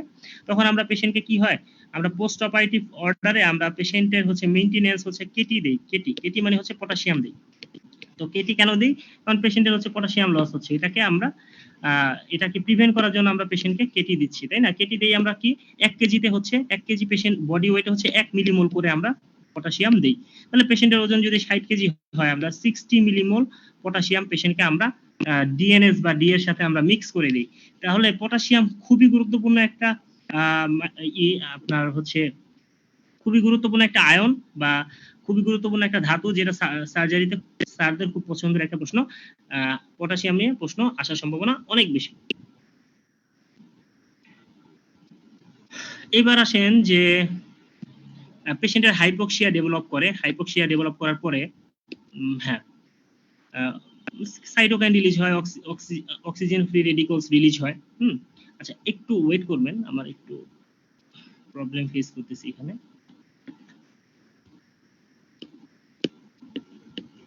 ওকে ঠিক আছে। তো এখন একটা পেশেন্ট যখন শকে থাকে তখন হচ্ছে কি হয়, তার ব্যারোরিসেপ্টর রেসপন্সটা, ব্যারোরিসেপ্টর মেকানিজমটা কি অ্যাক্টিভেটেড হয়, ঠিক আছে। তখন হচ্ছে যে সিম্প্যাথেটিক অ্যাক্টিভিটি বাড়বে এবং হচ্ছে পেশেন্টের হচ্ছে সিম্প্যাথেটিক অ্যাক্টিভিটি বাড়ার কারণে তার হচ্ছে আপনার ধরেন ব্লাড প্রেশার বাড়বে, তাই না, ট্যাকিকার্ডিয়া হবে, সিস্টেমিক ভেসোকনস্ট্রিকশন হবে। এখন এই যে ব্যারোরিসেপ্টর কনসেপ্ট, ব্যারোরিসেপ্টর এই কনসেপ্টটা স্যারদের খুব পছন্দের প্রশ্ন, খুবই পছন্দের প্রশ্ন, ঠিক আছে। আপনাকে যদি বলা হয় যে একটা পেশেন্ট শকে আছে, তার সর্বপ্রথম কোন সিস্টেমটা অ্যাক্টিভেট হবে, baroreceptor mechanism, chemoreceptor mechanism, renin angiotensin aldosterone mechanism, এই তিনটার মধ্যে কোনটা অ্যান্সার দিবেন? Baroreceptor mechanism. তাহলে একটা পেশেন্ট যখন শকে থাকে সবার আগে ব্যারোরিসেপ্টর মেকানিজমটা অ্যাক্টিভেট হবে। এখন এই ব্যারোরিসেপ্টর গুলো কোথায় থাকে, কখন ব্যারোরিসেপ্টর অ্যাক্টিভেট হয়, এই সব জিনিস আপনাকে ডিটেইলস করে যেতে হবে, ঠিক আছে। আচ্ছা এখন এই পেশেন্ট যখন মেটাবলিক অ্যাসিডোসিস হয়, মেটাবলিক অ্যাসিডোসিস হইলে তার হচ্ছে কি হবে, এটাকে কম্পেনসেট করার জন্য কি হবে, হাইপার ভেন্টিলেশন হবে, তাই না। হাইপার ভেন্টিলেশন হয়ে হচ্ছে কার্বন ডাই অক্সাইড গুলো বের হয়ে যাবে, তাই না, পেশেন্টের অ্যাসিডিটি কমবে। তখন এই পেশেন্টের হচ্ছে কম্পেনসেটরি রেসপিরেটরি অ্যালকালোসিস হবে, কম্পেনসেটরি রেসপিরেটরি অ্যালকালোসিস। এটাও কিন্তু একটা গুরুত্বপূর্ণ কনসেপ্ট। একটা পেশেন্ট শকে থাকলে তার রেনিন অ্যাঞ্জিওটেনসিন অ্যালডোস্টেরন মেকানিজমটা অ্যাক্টিভেট হবে। আমি খুব গুরুত্ব দিয়ে বলতেছি যে renin angiotensin aldosterone mechanism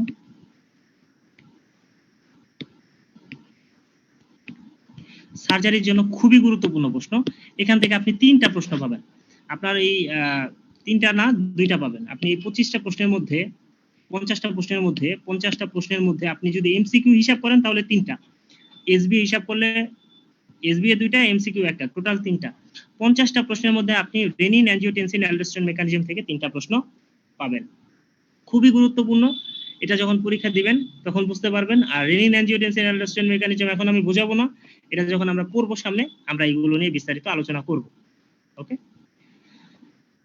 ischaemia reperfusion syndrome, এটা হচ্ছে রেসিডেন্সির জন্য গুরুত্বপূর্ণ, এফসিপিএস এর জন্য অতটা গুরুত্বপূর্ণ না, তবে এখান থেকে একটা এমসিকিউ দিয়ে দিতে পারে। হ্যাঁ, এমসিকিউ আমরা করব। Classification of shock, very very very very important, ঠিক আছে। এমসিকিউর জন্য প্রতি এক সেশন পর পর স্যাররা এটা দিবেই, এটা এমসিকিউর জন্য দিবে। এটা হচ্ছে আমরা মনে রাখবো হচ্ছে এইচ কোড দিয়ে, এইচ কোড।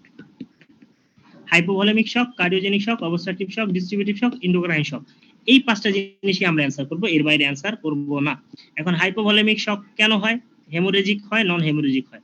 নন হেমোরেজিক কি আছে, যেমন ডিহাইড্রেশন, হ্যাঁ, fluid loss during vomiting, diarrhoea, urinary loss, evaporation, third space, হ্যাঁ, এগুলো হচ্ছে হাইপোভলিমিক শক। যেমন ধরেন আমাকে বলেন তো একটা অ্যাকিউট প্যানক্রিয়াটাইটিসের পেশেন্টের কোন ধরনের শক হবে, কেউ বলতে পারবেন? হাইপোভলিমিক। কেন হাইপোভলিমিক শক হবে, তার ফ্লুইড লস হবে কিভাবে? তা হচ্ছে থার্ড স্পেস ফ্লুইড লস হবে। এইসব পেশেন্টদের অ্যাকিউট প্যানক্রিয়াটাইটিসের পেশেন্টের কি হয়, প্লুরাল ফ্লুইড জমে, পেরিটোনিয়ামে ফ্লুইড জমে, ঠিক আছে, তার থার্ড স্পেস ফ্লুইড লস হয়। ওকে, তো এরকম আর কি হাইপোভলিমিক শকের একটা সিনারিও দিয়ে এই পেশেন্টের কোন শক হয়েছে দিতে পারে। আচ্ছা, কার্ডিওজেনিক শক কোন কোন ক্ষেত্রে হয়, ঠিক আছে, কার্ডিওজেনিক শক হয় কোন কোন ক্ষেত্রে, মায়োকার্ডিয়াল ইনফারশনের ক্ষেত্রে, cardiac arrhythmia, valvular heart disease, blunt myocardial injury, cardiomyopathy, এসব হচ্ছে cardiogenic shock. Cardiac tamponade বাদে সব কার্ডিয়াক ডিজিজ এভাবে তো মনে রাখা যাবে। হ্যাঁ, কার্ডিয়াক টেম্পোনেট হচ্ছে আপনার অবস্ট্রাকটিভ শকের একটা ফিচার, তাই না? আর অবস্ট্রাকটিভ শকের আরো কিছু উদাহরণ আছে, tension pneumothorax, massive pulmonary embolus, embolism. তাহলে প্রত্যেকটা শকের আমরা উদাহরণগুলো পড়বো। আর ডিস্ট্রিবিউটিভ শক হচ্ছে মানে 100% প্রশ্ন আসবে এখান থেকে। কিভাবে আসবে সেটা আমি জানি না, কিন্তু এখান থেকে প্রশ্ন আসবে। দিলে একটা পেশেন্ট আপনাকে এইভাবে সিনারিও দিলে যে একটা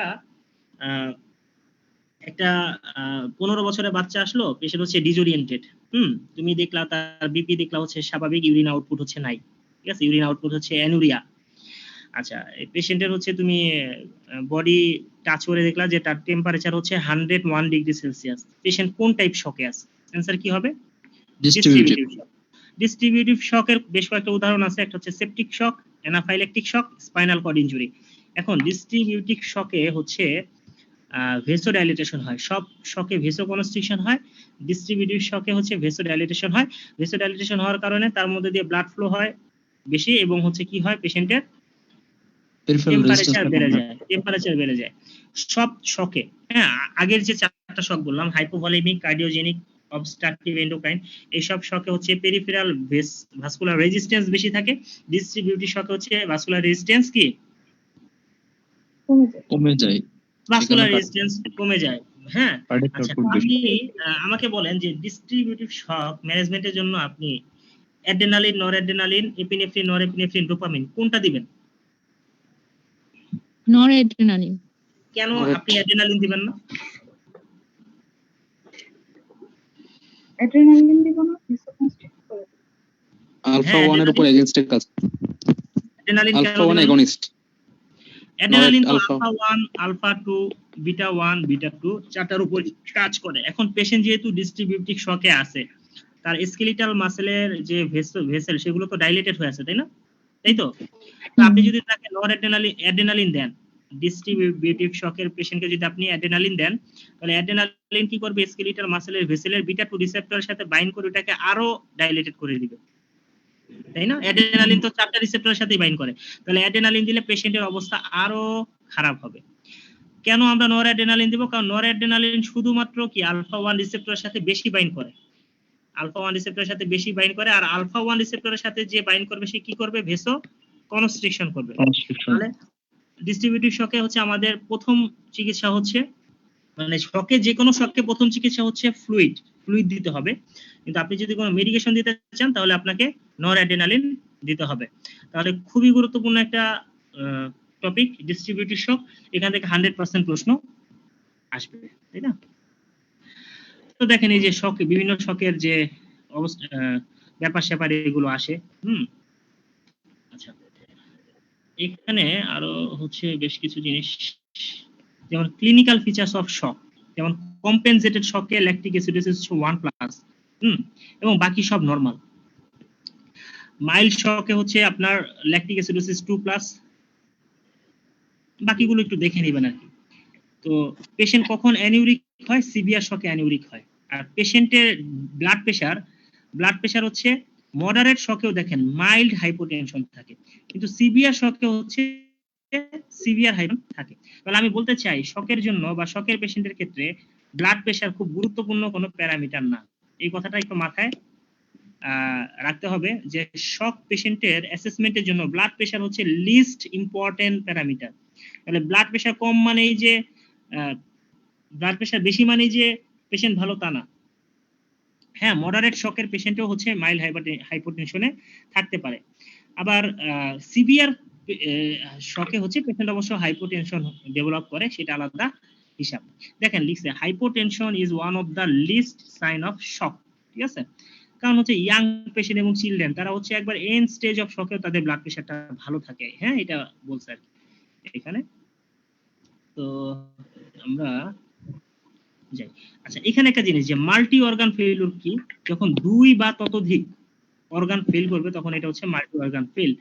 এখন একটা জিনিস মনে রাখবেন, দুই বা ততোধিক অর্গান যদি ফেল হয় এই পেশেন্টকে আমরা আইসিইউতে পাঠাবো, আইসিইউতে। আর শুধুমাত্র যদি একটা অর্গান ফেল হয় এই পেশেন্টকে আমরা কোথায় পাঠাবো? একটা অর্গান ফেলিউর হলে এইচডিইউ তে পাঠাবো আমরা, হ্যাঁ ঠিক আছে। আচ্ছা, এখন পেশেন্টের ধরেন হচ্ছে শক ম্যানেজমেন্টের জন্য ফার্স্ট লাইন থেরাপি হচ্ছে আপনার ইন্ট্রাভেনাস ফ্লুইড। তাহলে আপনার কাছে একটা শকের পেশেন্ট, সে হাইপোভলিমিক হোক, এন্ডোক্রাইন হোক বা ডিস্ট্রিবিউটিভ শকের পেশেন্ট হোক, তাকে সবার আগে আপনি কি করবেন? একটা রিংস ল্যাগ বা হার্টম্যান সলিউশন ঝুলাই দিবেন। এটা হচ্ছে আপনার প্রথম কাজ, হ্যাঁ। আচ্ছা,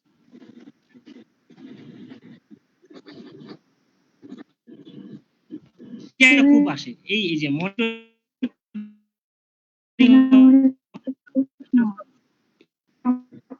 জি, হ্যালো, আপনার কথা আমি বুঝতে ভাই এই যে আমরা প্যাথোফিজিওলজিতে দেখুন, এখন কি শোনা যায়? জি, এখন শোনা যায়, বলেন। আচ্ছা, শুনতে পাচ্ছি আপনাকে, বলেন। প্যাথোফিজিওলজিতে আমরা পড়লাম যে শকের ল্যাকটিক অ্যাসিড, তাহলে আমি ফার্স্ট লাইন থেরাপিতে কেন রিনজেস ল্যাকটেট অথবা ইয়ে দিচ্ছি, বলে ইনজেসলাইন কেন, মানে কেন ফার্স্ট লাইন না? আচ্ছা, এখন আপনার শকে কি হয়? শকে হচ্ছে আপনার পটাশিয়াম লস হচ্ছে না, ক্যালিমিয়া হচ্ছে। রিঙ্গার্স ল্যাকটেটে তো আপনার পটাশিয়াম থাকে। নরমাল স্যালিনে কি পটাশিয়াম থাকে? ডিএনএসএ বা ডিএতে কি পটাশিয়াম থাকে? আচ্ছা, না। শকে কি হচ্ছে আপনার, ধরেন মেটাবলিক অ্যাসিডোসিসের পেশেন্টটা, সরি আমি জিনিসটা বুঝাইতে পারি নাই, আমি একটু উল্টা বলে ফেলছি। তো এখন যেটা হচ্ছে কথা যে মেটাবলিক অ্যাসিডোসিস ডেভেলপ করে পেশেন্টের, তাই না? তারপরে কিন্তু হচ্ছে আপনার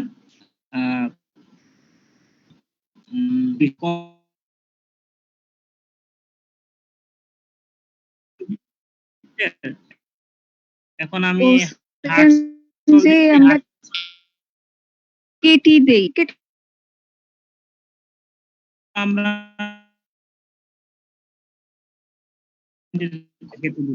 হ্যাঁ, আচ্ছা, আপনার প্রশ্নটা খুবই সুন্দর একটা প্রশ্ন। এই প্রশ্নটা হচ্ছে যে শকের পেশেন্টে তো মেটাবলিক অ্যাসিডোসিস ডেভেলপ দিতে এমনি বেশি, হ্যাঁ। আবার হচ্ছে যে আপনার তার বডিতে তো হচ্ছে আবার পটাশিয়ামও বেশি, তাই না? হাইপার ক্যালেমিয়া ডেভেলপ করে। এখন আমি তাকে যদি দেই, তাকে যদি আমি হার্টসল দেই, হার্টসলে তো পটাশিয়াম থাকে কত? 5 মিলিমোল থাকে। আবার ল্যাকটেটও থাকে, তাই না? ল্যাকটেটও থাকে। তো আমি তাকে দিলে তো ল্যাকটিক অ্যাসিডোসিস আরো হচ্ছে, ওদিকে হচ্ছে আপনার পটাশিয়ামও তো বাড়তেছে, তাহলে আমরা কেন দিই? ঠিক আছে, তো এখানে একটা কথা আছে, এখানে দেখেন কথাটা কি, একটু দেখি।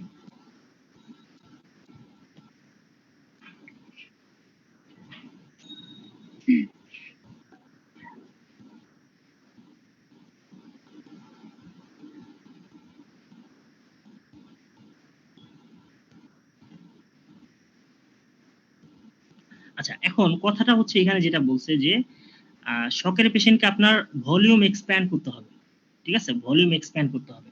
তো ডেক্সট্রোজ যদি আপনি দেন, ডেক্সট্রোজ হচ্ছে হাইপোটনিক সলিউশন হিসেবে, এটা হচ্ছে পুর ভলিউম এক্সপ্যান্ডার হিসেবে কাজ করে, বুঝতে পারছেন? হ্যাঁ, আচ্ছা, তো এখন এই পেশেন্টকে আপনি হচ্ছে যে হার্টসল যদি দেন, হার্টসলটা হচ্ছে ভলিউম এক্সপ্যান্ডার হিসেবে ভালো কাজ করে, এই জন্য আমরা হার্টসল বা হার্টম্যান দিই। তো আপনি বলতেছেন যে এখন ল্যাকটিক অ্যাসিডোসিসের ব্যাপারটা, ল্যাকটিক অ্যাসিডোসিসের যে সিভিয়ারিটি তখনই বাড়বে যখন শকটা সিভিয়ার পর্যায়ে যাবে। এখন আপনি একটা পেশেন্ট যখন আপনার কাছে আসলো, একটা পেশেন্ট যখন শকে আসলো, সে প্রথমে তো সিভিয়ার শকে থাকে না, হ্যাঁ, সে মাইল্ড বা মডারেট শকে থাকে। তখন আপনি তাকে হার্টসল দিলে তার হচ্ছে ল্যাকটিক অ্যাসিডোসিসের কারণে হচ্ছে যে মেটাবলিক অ্যাসিডোসিস বা অন্য কোনো সমস্যা ওইটা অতটা ডেভেলপ করে না। আপনি জাস্ট এটা মনে রাখেন যে ভলিউম এক্সপেন্ডার হিসেবে হার্টসল হচ্ছে ডিএনএস বা হচ্ছে আপনার ডিএ, এগুলো তুলনায় ভালো কাজ করে। এখন শকে যে শুধু হার্টম্যান নেই দেওয়া যাবে তা না, নরমাল স্যালাইনও দেওয়া যাবে, কিন্তু আমরা সাধারণত হার্ড সল্ট আমরা দিয়ে থাকি আমাদের প্র্যাকটিসের ক্ষেত্রে। বুঝতে পারছেন আপু? আচ্ছা। ওকে, ঠিক আছে। তাহলে এখন monitoring of the patients of shock, তো এই জিনিসটা হচ্ছে আপনার এমসিকিউ হিসেবে খুব বেশি আসে। হ্যাঁ, যে মিনিমাম কি কি জিনিস আপনাকে মনিটর করতে হবে, ECG, pulse oximetry, blood pressure, urine output. এটা হচ্ছে বেপু দিয়ে মনে রাখবেন। হ্যাঁ, বেপু, blood pressure, ECG, pulse oximetry আর হচ্ছে ইউরিন আউটপুট, এই চারটা জিনিস দিয়ে আপনি হচ্ছে মনে রাখবেন। মিনিমাম এই চারটা জিনিসই আসে এমসিকিউ হিসেবে এবং অহরহ আসে। ওকে, আর ভেসোপ্রেসর হিসেবে ডিস্ট্রিবিউটিভ শকে হচ্ছে নর অ্যাড্রেনালিন আর ফিনাইলএফ্রিন আপনি দিতে পারেন। ঠিক আছে, এটা একটু দেখবেন। আর হচ্ছে যে best measure of organ perfusion, best monitor হচ্ছে ইউরিন আউটপুট। ওকে, আর হচ্ছে পেশেন্টের যে কনসাসনেস, এটা কিন্তু শকের জন্য গুরুত্বপূর্ণ কোনো প্যারামিটার না। একটা পেশেন্ট সিভিয়ার শকে থাকলেও তার কনসাসনেস লেভেল ভালো থাকতে পারে। হ্যাঁ, তাহলে একটা পেশেন্ট খুব কনসাস বা সবকিছু কথা বলতে পারতেছে, দ্যাট মিন্স এই না যে পেশেন্ট সিভিয়ার শকে নাই। আচ্ছা, এখন কারেন্টলি দেখেন the only clinical indicator of perfusion of the gastrointestinal tract and muscular beds আর the global measures of lactic acidosis. হ্যাঁ, বেস ডেফিসিট এবং মিক্সড ভেনাস অক্সিজেন স্যাচুরেশন বর্তমানে হচ্ছে only clinical indicator of perfusion of the GIT tract and muscular beds. তাহলে GIT tract এবং হচ্ছে muscular বেডের perfusion level দেখার জন্য আপনাকে দেখতে হবে বেস ডেফিসিট এবং হচ্ছে মিক্সড ভেনাস অক্সিজেন স্যাচুরেশন। হ্যাঁ, এটাও কিন্তু এসবি হিসেবে দিয়ে দিতে পারে। ক্লিয়ার? আচ্ছা, তাহলে এখানে হচ্ছে যে হেমোরেজ হচ্ছে ভেরি ভেরি ইম্পর্টেন্ট। হ্যাঁ, আপনার সার্জারি প্রশ্নের জন্য হেমোরেজ হচ্ছে খুবই গুরুত্বপূর্ণ। বিশেষ করে হচ্ছে প্রাইমারি হেমোরেজ কখন, রিঅ্যাকশনারি হেমোরেজ কখন, সেকেন্ডারি হেমোরেজ কখন। আমাকে বলেন তো কোন কোন অপারেশনের পর রিঅ্যাকশনারি হেমোরেজ হয়, বলতে পারবেন কেউ? জি ভাই, টনসিলেক্টমি, থাইরয়েডেক্টমি, প্রোস্টেটেক্টমি আর হচ্ছে হেমোরয়েডেক্টমি। এইসব ক্ষেত্রে রিঅ্যাকশনারি হেমোরেজ হতে পারে, তাই না? আচ্ছা, মানে primary haemorrhage, reactionary haemorrhage, secondary হেমোরেজের পার্থক্য মানে এক্সাম্পল গুলো আপনাকে খুব ভালোভাবে মাথায় রাখতে হবে, এখান থেকে প্রশ্ন আসে। আচ্ছা, তো এখন দেখেন যে ট্রেডিশনাল ক্লাসিফিকেশন অফ হেমোরেজ, ঠিক আছে? হ্যাঁ, এটা হচ্ছে ক্লাস 1 2 3 4। যখন 40% এর বেশি ভলিউম লস হবে তখন হচ্ছে এটা হচ্ছে ক্লাস 4। ওকে, তো আপনাকে এই ক্লাসিফিকেশনটা একটু দেখে রাখতে হবে।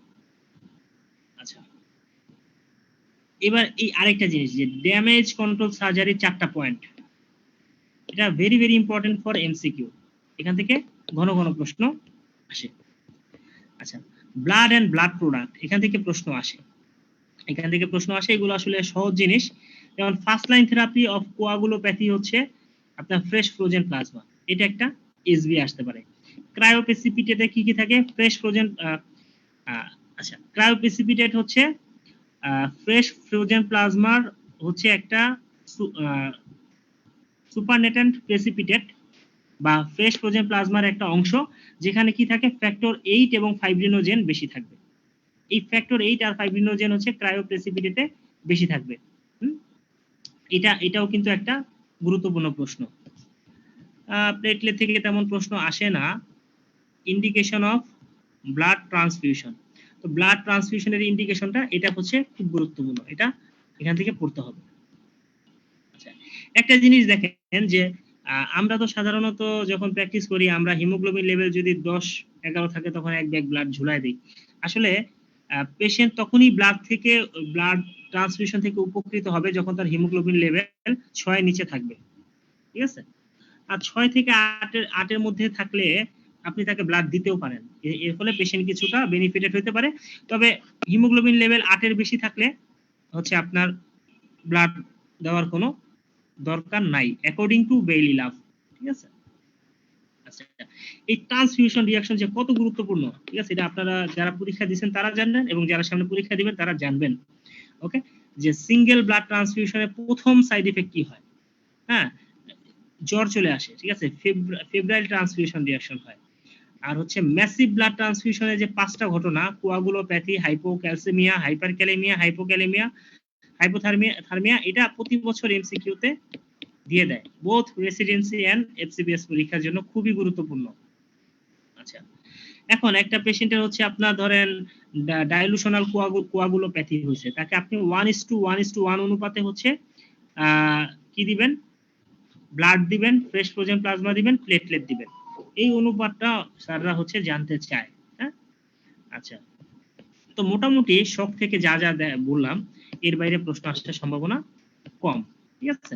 আচ্ছা, এবার আমরা একটু ইসে চলে যাই, পেপার 2 তে আমরা হচ্ছে যে ফার্মাকোলজি অংশে চলে যাই, ঠিক আছে। ফার্মাকোলজি খুবই সংক্ষিপ্ত পড়তে হয় এবং কোন কোন জায়গা থেকে পড়তে হয় আমি একটু দেখিয়ে দিই আপনাদের, তাহলে সুবিধা হবে। দেখেন ফার্মাকোলজি কোন কোন জায়গা থেকে পড়তে হবে। এই যে অ্যান্টিবায়োটিকের যে ক্লাসিফিকেশনটা আছে, কারা হচ্ছে পেপটাইডোগ্লাইকান লেয়ার সিনথেসিস ইনহিবিট করে, কারা 30S রাইবোজোমাল সাব ইউনিটকে ইনহিবিট করে, কারা 50S রাইবোজোমাল সাব ইউনিটকে ইনহিবিট করে, কারা ডিএনএ সিনথেসিসকে ইনহিবিট করে। এই চারটা হচ্ছে ভেরি ভেরি ইম্পর্টেন্ট, প্রতি বছর এখান থেকে প্রশ্ন আসে।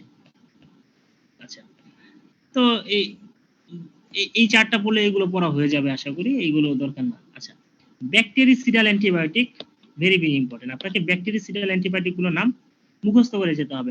ব্যাকটেরিওস্ট্যাটিক অ্যান্টিবায়োটিক ভেরি ভেরি ইম্পর্টেন্ট। আচ্ছা, অ্যান্টিবায়োটিক সেফ ইন প্রেগন্যান্সি, এটাও ভেরি ভেরি ইম্পর্টেন্ট, এটা আপনাকে খুব ভালো করে পড়ে যেতে হবে। আচ্ছা, বিটা ল্যাকটাম অ্যান্টিবায়োটিক, এটা তো আপনি জানেন।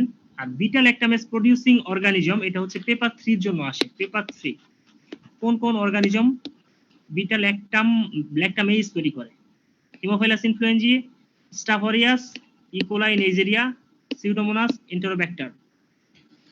আচ্ছা, এবার আসেন যে বিটা ল্যাকটামেজ রেজিস্ট্যান্ট পেনিসিলিন গুলোর নাম, এটা হচ্ছে আপনাকে রিডিং দিয়ে যেতে হবে। ড্রাগ কজিং সুপার ইনফেকশন দরকার নাই। আচ্ছা, এবার আসেন হচ্ছে যে organism responsible for super infection, এটাও দরকার নেই।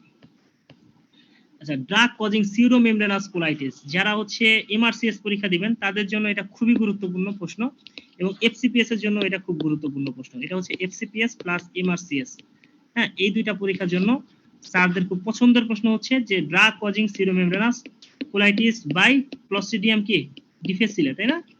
এটা খুবই গুরুত্বপূর্ণ একটা প্রশ্ন।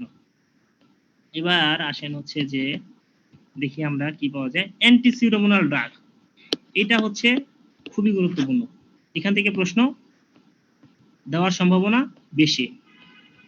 আচ্ছা, এখন কন্ট্রা ইন্ডিকেশন অফ টেট্রাসাইক্লিন, টেট্রাসাইক্লিনের কন্ট্রা ইন্ডিকেশন গুলো এমসিকিউ হিসেবে দিতে পারে, তবে অতটা গুরুত্বপূর্ণ না। অ্যাডভার্স ইফেক্ট অফ টেট্রাসাইক্লিন পড়া লাগবে না।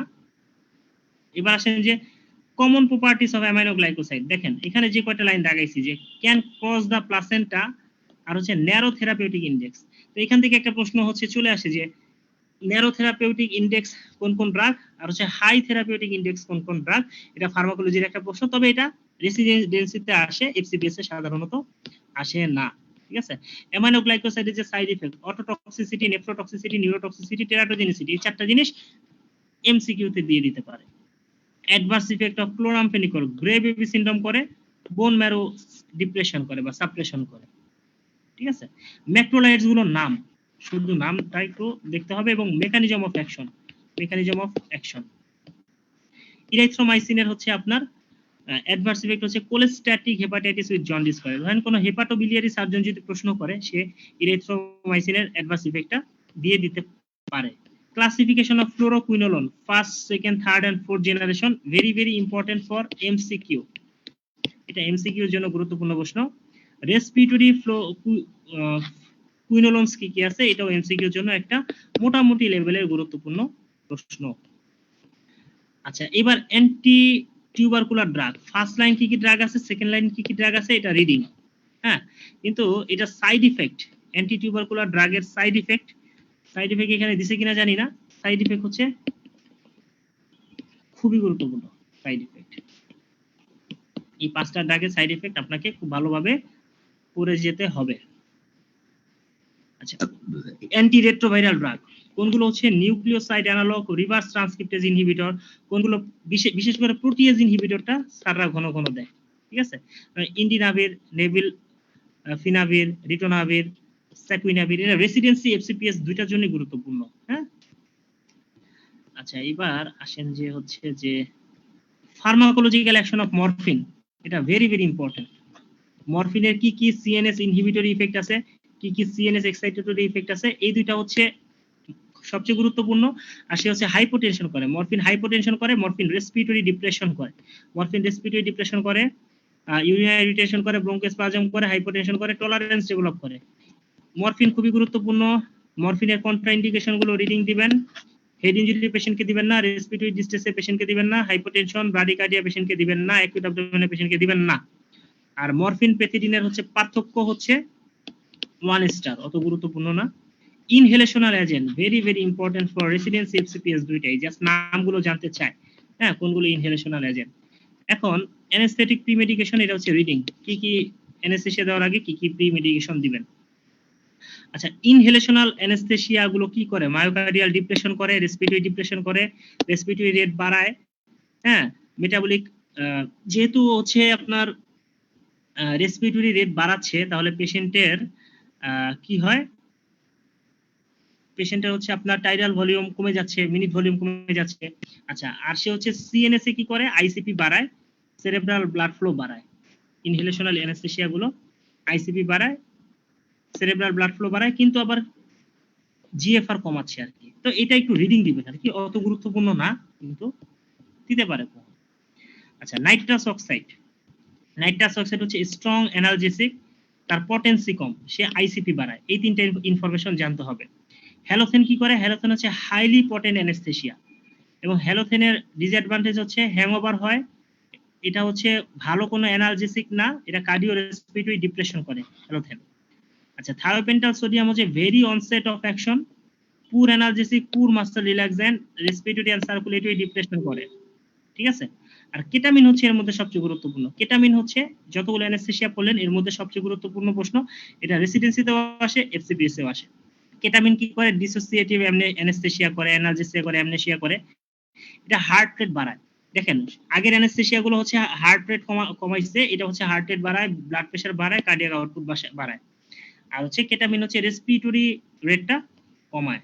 হ্যাঁ আচ্ছা এখন কেটামিন দিবেন না কোন কোন ক্ষেত্রে, প্রেগনেন্ট মহিলাকে দিবেন না, যার আইসিপি আছে, যার কনজেস্টিভ হার্ট ফেলিউর আছে, যার হাইপারটেনশন আছে, যার সিজোফ্রেনিয়া আছে, তাকে কেটামিন দিবেন না। কেটামিন হচ্ছে খুবই গুরুত্বপূর্ণ। আচ্ছা আর লোকাল অ্যানেস্থেসিয়ার মধ্যে দুইটা গ্রুপ আছে, যে স্টার গ্রুপে কি কি লোকাল অ্যানেস্থেসিয়া আছে, এমাইড গ্রুপে কি কি লোকাল অ্যানেস্থেসিয়া আছে, এটা এমসিকিউ প্রশ্ন হিসেবে দেয়। আর লোকাল অ্যানেস্থেসিয়া গুলো ভোল্টেজ গেটেড সোডিয়াম চ্যানেলকে ব্লক করে কাজ করে, এটা আপনারা জানেন। লোকাল অ্যানেস্থেসিয়ার অ্যাডভার্স ইফেক্ট হচ্ছে রিডিং, অতটা গুরুত্বপূর্ণ না। আচ্ছা এবার মাসেল রিল্যাক্সেন্ট গুলো খুবই গুরুত্বপূর্ণ। ডিপোলারাইজিং মাসেল রিল্যাক্সেন্ট হচ্ছে সাক্সামিথোনিয়াম, সাক্সিনাইলকোলিন, ডেকামিথোনিয়াম।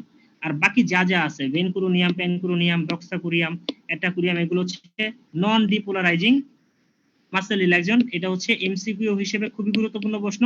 আর এখানে যদি এসবিএ প্রশ্ন দেয় যে ম্যালিগন্যান্ট হাইপারথার্মিয়া কে করে, হাইপারক্যালেমিয়া কে করে, উত্তর হবে কি সাক্সামিথোনিয়াম, তাই না, এসবি হিসেবে দিয়ে দিতে পারে। আচ্ছা এনএসএআইডি এর মধ্যে হচ্ছে কোনটা হচ্ছে কক্স 2 সিলেক্টিভ, তাদের নামগুলো আপনাকে ভালোভাবে পারতে হবে। আর কোনগুলো হচ্ছে কক্স নন সিলেক্টিভ, এটাও আপনাকে পারতে হবে। তবে আপনি যদি কক্স সিলেক্টিভ গুলো পড়েন, কক্স 2 সিলেক্টিভ গুলো পড়েন, নন সিলেক্টিভ গুলো আপনার পড়ে মনে রাখার কোনো দরকার নাই বলে আমি মনে করি। এনএসএআইডি এর হচ্ছে অ্যাডভার্স ইফেক্ট ছোটবেলা থেকে পড়ছেন। প্যারাসিটামলের অ্যান্টিবায়োটিক ইফেক্ট কি কি আছে, মানে কিভাবে আছে, অ্যাসপিরিনের কি কি অ্যান্টি ইফেক্ট আছে, অ্যান্টি ইনফ্লামেটরি ইফেক্টটা, এগুলো আপনারা আশা করি পারবেন। হ্যাঁ আর লো ডোজে হচ্ছে অ্যাসপিরিন হচ্ছে অ্যান্টি প্লেটলেট ইফেক্ট দেখায়। তাহলে দেখেন ফার্মাকোলজি কিন্তু খুবই ছোট একটা পড়া। তো ফার্মাকোলজিতে একটা জিনিস আবার বলি, যে সার্জিক্যাল সাইট ইনফেকশন নামে যে চ্যাপ্টারটা আছে, সার্জিক্যাল সাইট ইনফেকশন নামে বেইলি ল্যাবে যে চ্যাপ্টারটা আছে, তার শেষ পেজে দেখবেন যে অ্যান্টিবায়োটিক নিয়ে একটা পেজ লিখছে। হ্যাঁ ওই পেজটা আপনাদের পড়তে হবে। আর বাকি অংশগুলো আমাদের এই শীট থেকে পড়লেই আশা করি হয়ে যাবে, ঠিক আছে।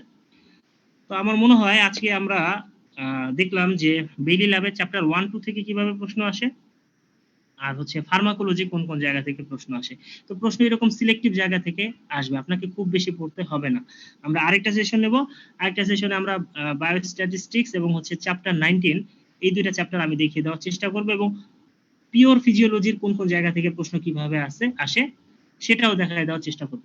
তো আশা করি আজকে আপনারা মোটামুটি বুঝতে পারছেন যে সার্জারিতে পার্ট 1 এ কি কি প্রশ্ন আসে, কিভাবে আসে। কারো কোনো প্রশ্ন আছে কিনা, মানে সিলেবাস রিলেটেড থাকলে বলতে পারেন।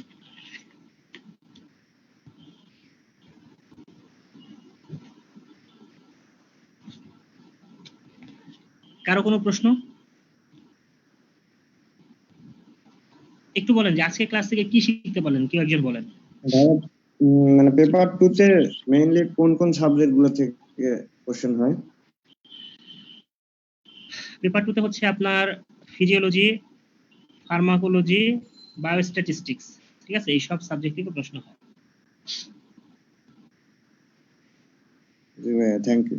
আচ্ছা, আর কারো কোনো প্রশ্ন?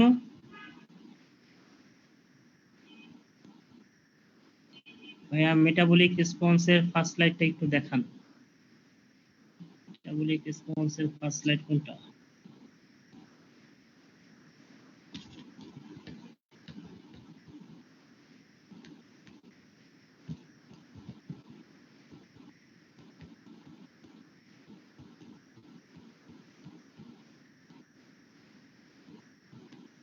আপনি কি এটার কথা বলতেছেন যে বললেন? একটু কথা বলেন, কথা বলতে তো সমস্যা নাই। ভাইয়া জ্ঞানং থেকে কি কি বলতেন? জ্ঞানং থেকে, জ্ঞানং এর যে কোয়েশ্চেন গুলো আছে না, ওই কোয়েশ্চেন গুলো সলভ করেন, প্রতিটা চ্যাপ্টারের শেষে যে কোয়েশ্চেন দেওয়া আছে। আর ফিজিওলজি পড়বেন হচ্ছে বিআরএস ফিজিওলজি থেকে। আর আমাদের যে নোটটা আছে, এই নোটে আমরা খুব সুন্দর করে ফিজিওলজিটা সাজাই দিছি পেপার 2। এখানে এটা পড়লেই এনাফ, ঠিক আছে। আমি নোটটা পড়ে আমি সার্জারি এফসিপিএস পার্ট 1 পাস করছি, হ্যাঁ, এই দাগানো অংশ পড়েই পাস করছি। তো বেশি পড়তে হয় না, হ্যাঁ, বেশি পড়তে হয় না। যতখানি বললাম আজকে আপনি এতখানি না ভালো করে পড়েন। আচ্ছা, এখন কৌশিক নাকি কে যেন বললেন যে ফার্স্ট পেজটা দেখাইতে, বলেন তো ভাই কি কি দেখতে চাচ্ছেন? ভাই ওই যে প্রথম দুইটা স্লাইড আমি দেখতে পারি না। আচ্ছা ঠিক আছে, ঠিক আছে। এই যে প্রথম স্লাইডে ওরকম কিছু নাই হবে, হ্যাঁ ঠিক আছে, দেখবেন, সমস্যা নেই, এই ক্লাস তো রেকর্ড থাকবে। ওকে, তো যাই হোক, আপনাদের সাথে আমি আরেকটা সেশন নিব। আপনারা আশা করি মানে বুঝতে পারছেন কিনা যে কোন কোন জায়গা থেকে প্রশ্ন আসে। আপনারা যারা ধরেন দুই একবার এফসিপিএস সার্জারি দিয়েছেন তারা বেশি বুঝতে পারছেন, হ্যাঁ, কিন্তু যারা হয়তো নতুন তারা হয়তো আস্তে আস্তে আরো বুঝবে। তবে জাস্ট এটা মনে রাখেন যে বেরি ল্যাবের সংক্ষিপ্ত অংশ পড়তে হবে, বাইরের অংশ হচ্ছে আমাদের সংক্ষিপ্ত করতে হবে এবং খুব স্পেসিফিক করতে হবে, হ্যাঁ। তো যাই হোক, একটা ক্লাসে তো আর সব দেখানো সম্ভব না, যতখানি সম্ভব দেখাইলাম। আশা করি আপনারা বুঝতে পারছেন, বা যদি বুঝতে সমস্যা হয় ক্লাসটা আবার দেখবেন, রেকর্ডেড থাকবে। আর আমি আপনাদের আরো দুই একটা সেশন নেওয়ার চেষ্টা করব যাতে পেপার 2টা আপনাদের মানে টেনশন ফ্রি থাকে পেপার 2টা নিয়ে আপনাদের, হ্যাঁ ঠিক আছে। আচ্ছা ভাইয়া, ফার্মাকোলজি বেরি ল্যাব থেকে কোন কোন চ্যাপ্টার পড়বো, নাকি শুধু পিডিএফটা পড়লেই হবে? ফার্মাকোলজি হচ্ছে আপনি সার্জিক্যাল সাইট ইনফেকশন নামে একটা চ্যাপ্টার আছে, সেই চ্যাপ্টারের শেষ পেজে কিছু দেখবেন ওষুধপত্র আছে, এবং হচ্ছে অ্যানেস্থেসিয়া চ্যাপ্টারটা যেটা আছে বিডি ল্যাবের অ্যানেস্থেসিয়া চ্যাপ্টারটা, সেই অ্যানেস্থেসিয়া চ্যাপ্টার থেকে আপনাকে কিছু দাগানো অংশ পড়তে হবে, সেটা আমি দাগিয়ে দিব। আর আমাদের পিডিএফটা পড়লেই মোর দ্যান এনাফ। এই তিনটা জিনিস, যে আমাদের পিডিএফ, সার্জিক্যাল সাইট ইনফেকশন চ্যাপ্টারের শেষ পেজ, এবং বেলি ল্যাবে লোকাল অ্যানেস্থেসিয়ার যে পেজটা আছে, এই তিনটা জিনিস পড়লে আপনার ফার্মাকোলজি 100% কভার। আর কারো কোনো প্রশ্ন? প্রশ্ন করতে হবে, প্রশ্ন না করলে আমি বুঝবো কিভাবে আপনারা কি সমস্যা ফেস করতেছেন। আচ্ছা ভাই, আরেকটা কথা হচ্ছে মানে প্র্যাকটিসের জন্য এসবিএ কোন বইটা ফলো করা উচিত? শুধু প্র্যাকটিসের জন্য হচ্ছে আপনি ইএমআরসিএস ফলো করবেন, সলভ করবেন, ইএমআরসিএস এর প্রশ্নগুলো সলভ করবেন, আর কোনো বই না, ঠিক আছে। ইএমআরসিএস এর যে প্রশ্নগুলো আছে, বিশেষ করে অ্যানাটমি, ফিজিওলজি, প্যাথোলজি এবং হচ্ছে অ্যাবডোমেন, আমি বলে দিব কোন কোন জায়গা থেকে প্রশ্ন সলভ করতে হবে, সেটা করবেন। আর বাংলাদেশে কোনো রাইটারের বই ইএমআরসিএস এর প্রশ্নের মতো স্ট্যান্ডার্ড না, এবং স্যাররা কিন্তু ইএমআরসিএস এর প্রশ্ন ফলো করেন, যারা স্যাররা প্রশ্ন করেন, কারণ প্রশ্ন তো করতে হবে, এখন প্রশ্ন পাবে কোথায়, তাই না? স্যাররা যে প্রশ্ন করবেন, প্রশ্ন পাবেন কোথায়? স্ট্যান্ডার্ড প্রশ্ন তো নাই, স্ট্যান্ডার্ড প্রশ্ন কই আছে? ইএমআরসিএস এ আছে। ক্লিয়ার? ভাই এই বই কোথায় পাবো আমরা? নীল খাতে পাবেন, EMRCS এর বই, আচ্ছা অথবা আমাদের হচ্ছে অবশ্যই এটা কোশ্চেন ব্যাংক না, আপনি EMRCS হচ্ছে নীল খাতে পাবেন। আচ্ছা ঠিক আছে, থ্যাংক ইউ। পিডিএফটা কিভাবে পাবো? পিডিএফটা হচ্ছে যারা আমাদের ব্যাচে যুক্ত আছেন তারা পেয়ে যাবেন।